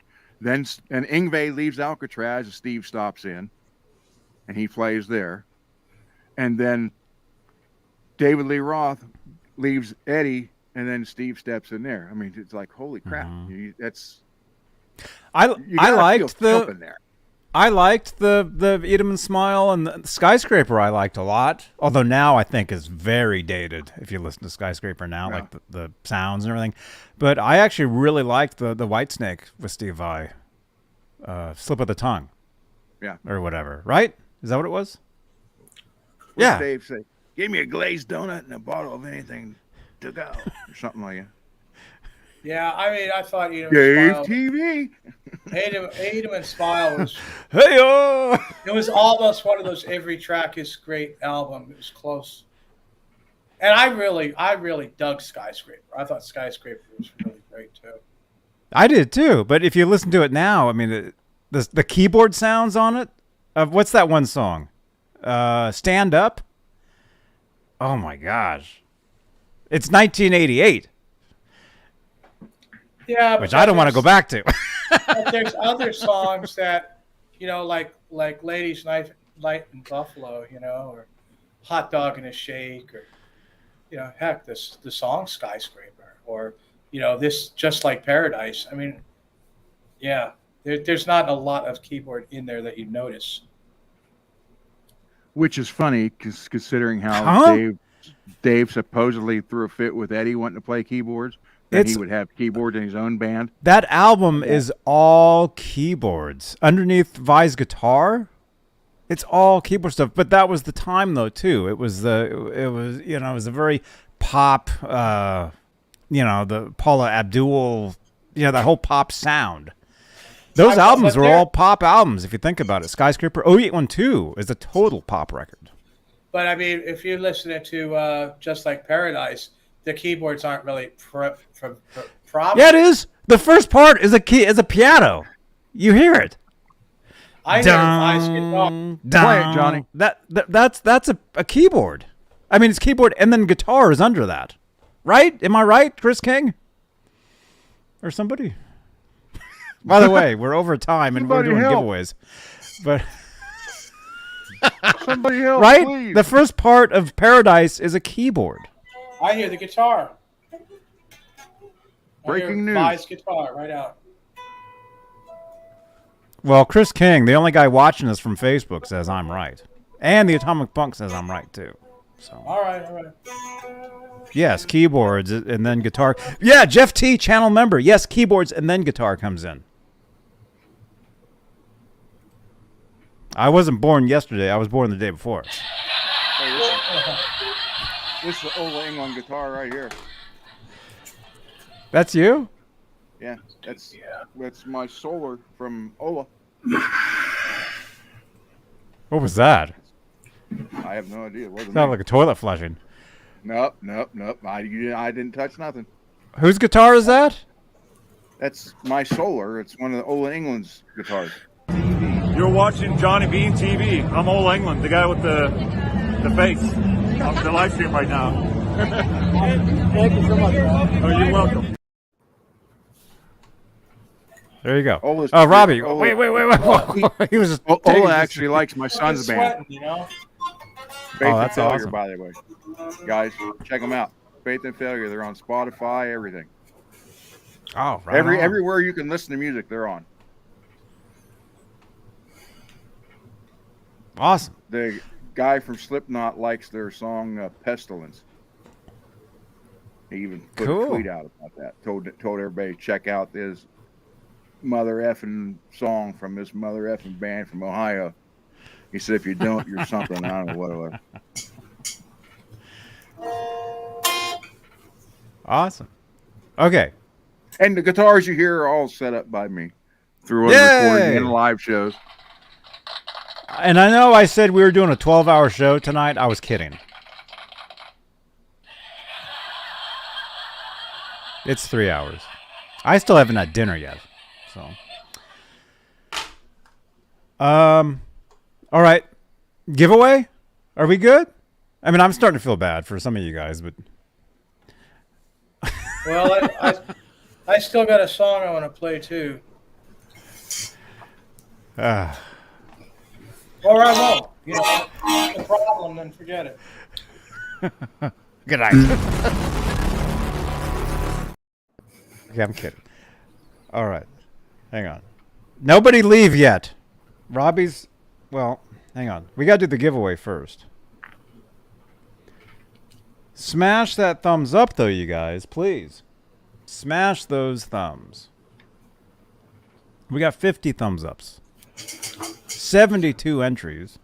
All right, so we're going to spin 3 times, you guys. If you guys just got here, which I'm assuming most of you were sleeping during this, but Taylor Guitars coaster. This is from NAMM Show. We're going to spin for that. Vola keychain I got. Ola England's table. And a couple guitar picks. One is Walrus. And the other one I can't read. It says something. Get it right, Johnny.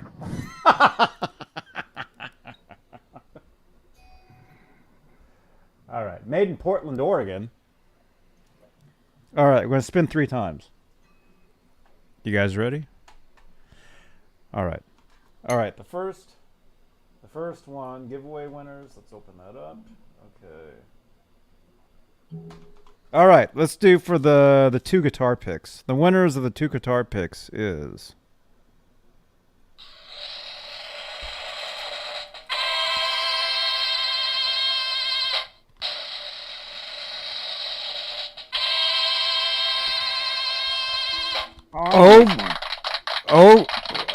Ogre Lord 5150. Ogre Lord 5150. You win. Ogre Lord 5150. 2 guitar picks.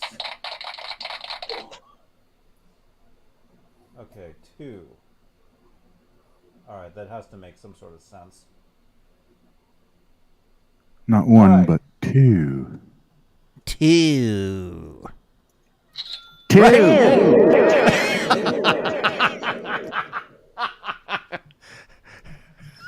He said it makes 2, damn it.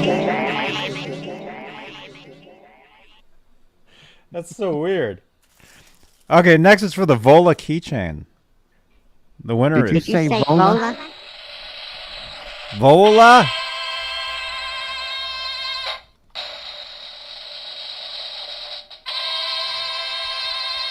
Amex and Dixies. I predict Skyprop's going to win the next one. I can't even pronounce that name. AMXNDXIES.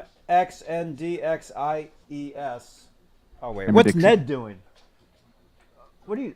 Oh, you're just playing under the chair there. Oh, he's chasing his tail. Okay, good. I thought he had a rodent. Okay. Oh no.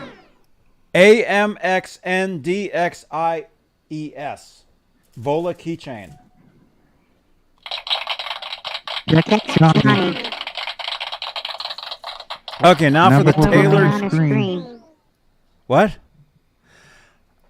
Okay. Okay. Number will be on the screen. Oh yeah. All you guys, all y'all. There's gonna be a number on the screen for you guys to text in. Okay. All right. Taylor Guitars thing. Skyprop.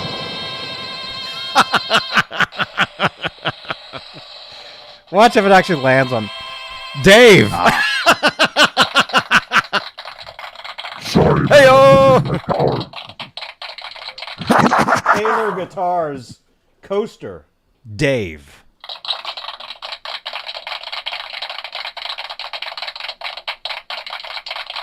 Interesting. All right. Dave wins. Okay, there you go. And actually, whoever texts me first out of the 3 of you get all of it. Because Oh, there you go. Because I don't see any of them here, but I don't know. Who knows? All right, there's the number right there. 415. Oh, you're here? Okay. 415-952-3263. Text me your name and what you won, and I will send those out. I would like to say special thanks tonight to our good friends here. 40 Grit. Thank you, man. Our other good friend, Ron Gunner. Picks. Who has picks? You know what? Wait. You know what? Next week I'm gonna give away one of these pick holders. Right on. So Ron everybody Gunner wins a pick can win the pick holder and have something to carry them in. Oh, dude.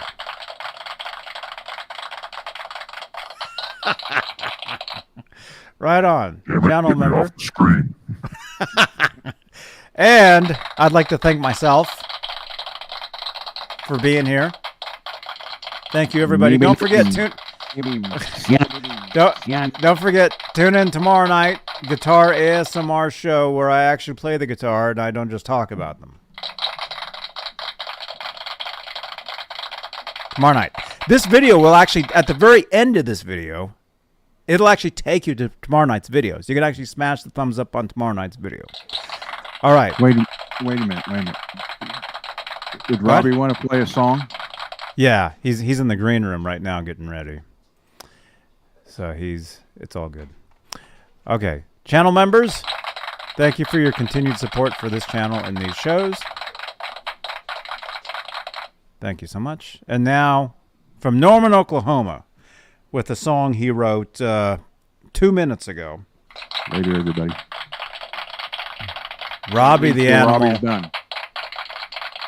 Robbie's done. What's his name? Robbie Stingle. That's his signature guitar. Yes. This is called Run for Your Life.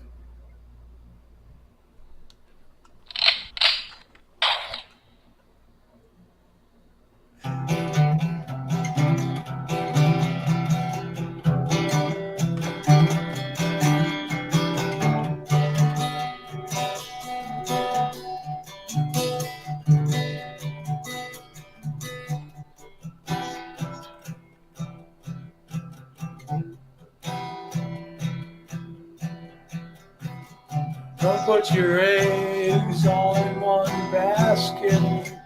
The question begs, will it fit in your casket? You love someone, do they love you? But they ain't got a gun, you do.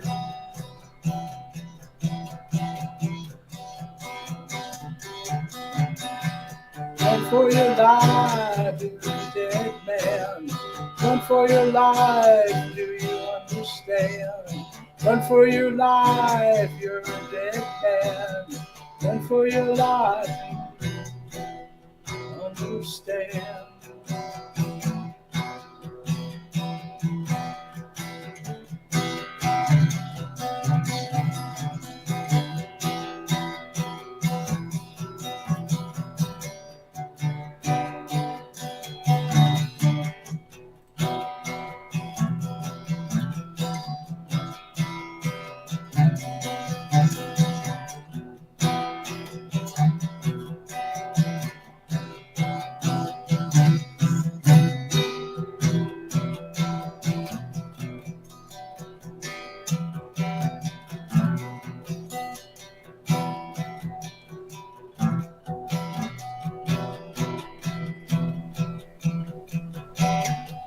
Hit your star, think somebody loves you. You're off by so far, it's the worst thing you can do.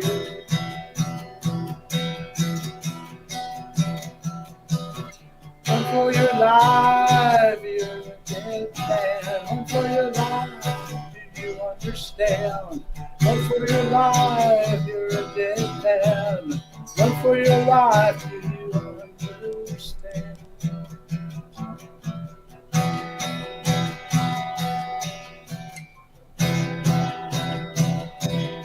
for your life. Run for your life. Run for your life.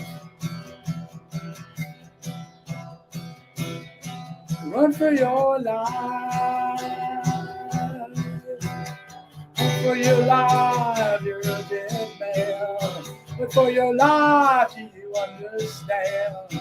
Run for your life, you're a dead man. Run for your life, do you understand?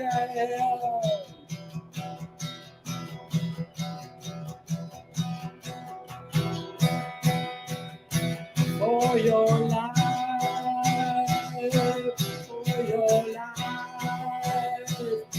for your life, for your life, for your life, for your life.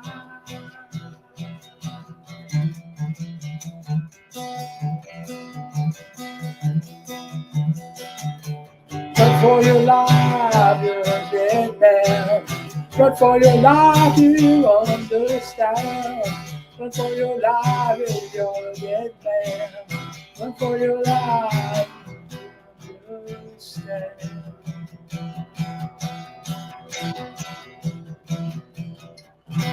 Don't put your eggs all in one basket.